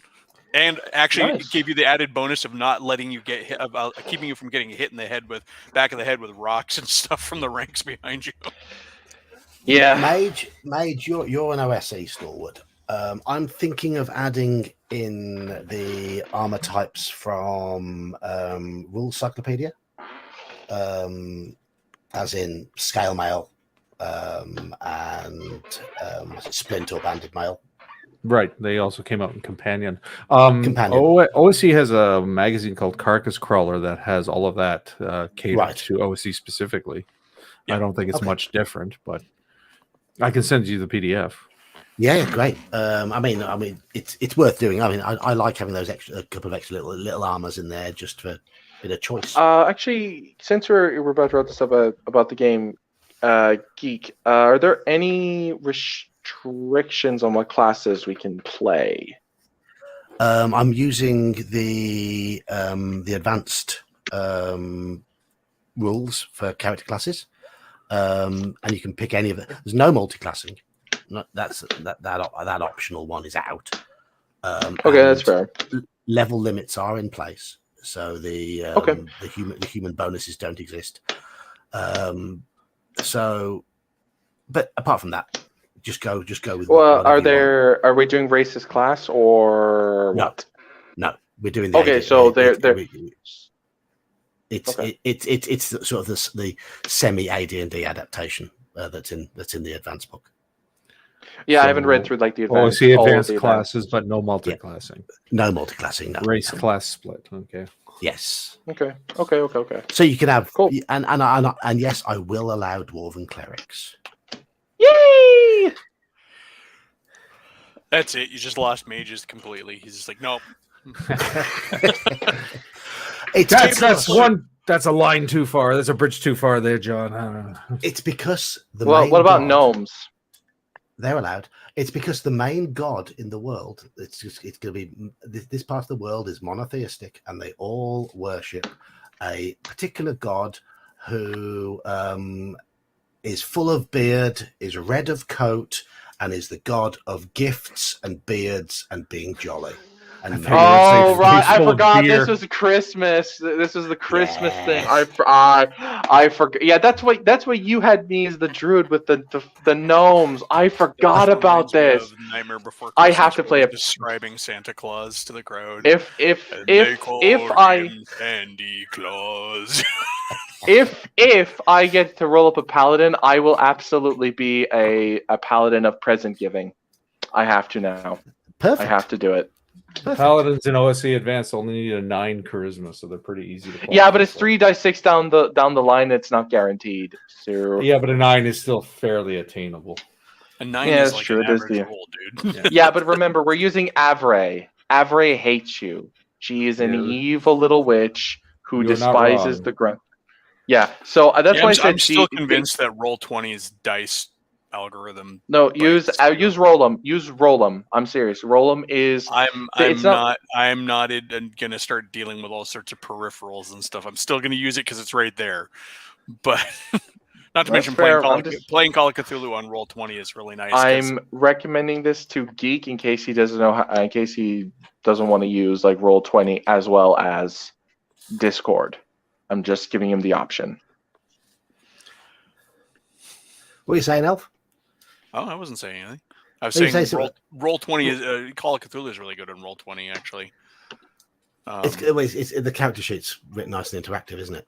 Well, that and you just click on like the purple die and it rolls with a bonus die. You click on the 2 purple dies, it rolls with 2. Well, actually, any roll you do, it actually just gives you the brackets for each level of success. So you can easily just wing it, super easy. But yeah, if you want to use the Discord server dice app to roll characters ahead of time, you're more than welcome. You're more than welcome. It's just them that Saturday session I've got penciled in it's just like a drop in and chat, and I just want to sort a few things out and make sure everyone's got 3 or 4 characters. Your first party is going to be a party of good guys, though your backup characters don't have to be. I just want you to start off as good guys, being helpful. Okay, cool. No promises. Oh, wait, question. Actually, this was a question I wanted to know. Assassins, do they have sneak attack? Because I was reading through the thing and I didn't actually see it. It just said that they instantly kill if they fail a save. I assume they don't. I haven't read the assassin class well enough. I would take a look because all it says is that they get their +4 to hit when striking from behind against an unaware opponent. But it just says the target must fail a save. If they have 4 +1 or lower hit die, they fail a save, they instantly die. Or you'd use the surprise metric. I'm pretty sure they have the thief skills to move silently, hide in shadows, and all that. But if not, you would use the surprise metric anyway. Oh yeah, no, I'm not saying a DM could just hack that in. I'm asking if what's so you determine whether or not they don't know. You have to determine surprise. Right. Yeah, D6 1 or 2, in most cases, maybe modified depending on the circumstances. Oh no! I'm asking about backstab, not like. Well, that's for backstab to work. That's how backstab works. Yeah, but what I'm saying is that the assassin class doesn't mention backstab at all. They didn't see it. That's what I'm asking. But you're attacking unawares. That's surprise. No, but what I'm saying is it doesn't say if they achieve surprise on their attack, they get backstab damage. It doesn't say that. That's what I'm asking. I would assume they don't get the multiplied backstab damage. They just get the chance to kill. Thank you. That's what I was looking for. That's what I would assume, but I will read the class. Yeah. Just give it a look just in case, because I probably won't play one, but someone might. So it's just something to keep. Someone might, yeah. But it's up to the players to know all the ins and outs of the character classes. I want to know the ins and outs of the main rules. Touche. I've got enough on my plate. No, I completely agree. I'm starting to appreciate more that. Yeah, know your character, please, for the love of God. I have a lot more to be worrying about, to be honest, than how your shit works. I will pick up all those nuances over time, but it's more important for me to know the core mechanics of the game and the scenario. At least initially. As far as I know, it doesn't say they can, so I'm just going to assume if I play one, they can't. So. DK, as an FYI, because you like swords and wizardry, Matt Finch is on right now. If you've ever watched Bear the Forever DM, he's hosting Matt Finch. Yes. Right. I might have to check that out. We have dragged this stream on until pumpkin time. For those in chat at the moment, we were talking about player agency up until about an hour ago. About an hour ago, yeah. Because we achieved consensus. Well, the simple fact is, in general, we agreed. So, and that's just it. We had a sensible approach to it, and nobody in the stream really had any disagreement with the comments that were being made, because we don't go on Twitter. Someone was sensible on the internet. Wow. Yeah. So we are at pumpkin time, which means it is time for Elfbait and Mage's Musings to shill their channel, because DK doesn't have a channel. Elfbait is the channel. I right now am pretty much streaming alternating Mondays and Sundays, about 10 a.m. Central. And at the moment, you're talking all about all the sort of things I don't. Pretty much, yeah. My last few streams have been covering just various games that I like, various odds and ends, and then so. I'll be back on listening to yours once the times have shifted, because remember, the hours have changed, and that's fine. You've been streaming. Was it Sunday you streamed? Sundays and Mondays. Yeah. The one day that you were on there. Yeah. I was at my kids' football when you were streaming, so I'm pretty sure. Yeah. It seems like it's a good time to get a stream on, because it's on a Sunday or a Monday. I tend to get busier later in the day, so it's early enough to catch people far to the east. The Monday one's a lot easier for me to get on the Sunday, because I work. It's kind of why I've started alternating, because some people can make the Sunday, some people can make the Monday, and so. Anyways, but that's me. Yes, and I'm Merlinster Kendledor of Mage's Musings. So yeah, I post recaps. I recap several games. I'm talking more theory crafting, and as I like to put it, general silliness. If something I find amusing occurs to me, I will probably make a video about it and post it. And of course, we had the first video back of the new year. Last night, didn't we? Just posted the new one yesterday. So if you haven't checked it out, by all means, it's live, ready to go. The cliffhanger has been resolved. Yes, indeed. And of course, you all know me. I'm the old geek, and I just talk nonsense. And he spells great and grants great wisdom while doing so. I don't know if there's any great wisdom in what I say. Oh, stop it! But I just like to talk about what I like, and it's as simple as that. And I hope that comes across, that I talk about what I like. Yeah. Anyway, thank you all for being involved. I mean, I had Saxius on as well earlier. I don't think I think he's called off this week's game because of work. It's getting in the way a bit at the moment. Yeah. But thank you, everyone in chat. I will be back this Friday for some more Fighting Fantasy. Just as a heads up, a week on Friday, which is the 31st, I won't be streaming because it's a fundraising night at my daughter's football club. So I'll be drinking beer and losing money to a good cause. Of course. But yeah, of course. You've got to do that occasionally. But thanks, chat. Thanks for joining in. I'll see you all on Friday, and it's time to say good night. Good night, all. Good night, everyone.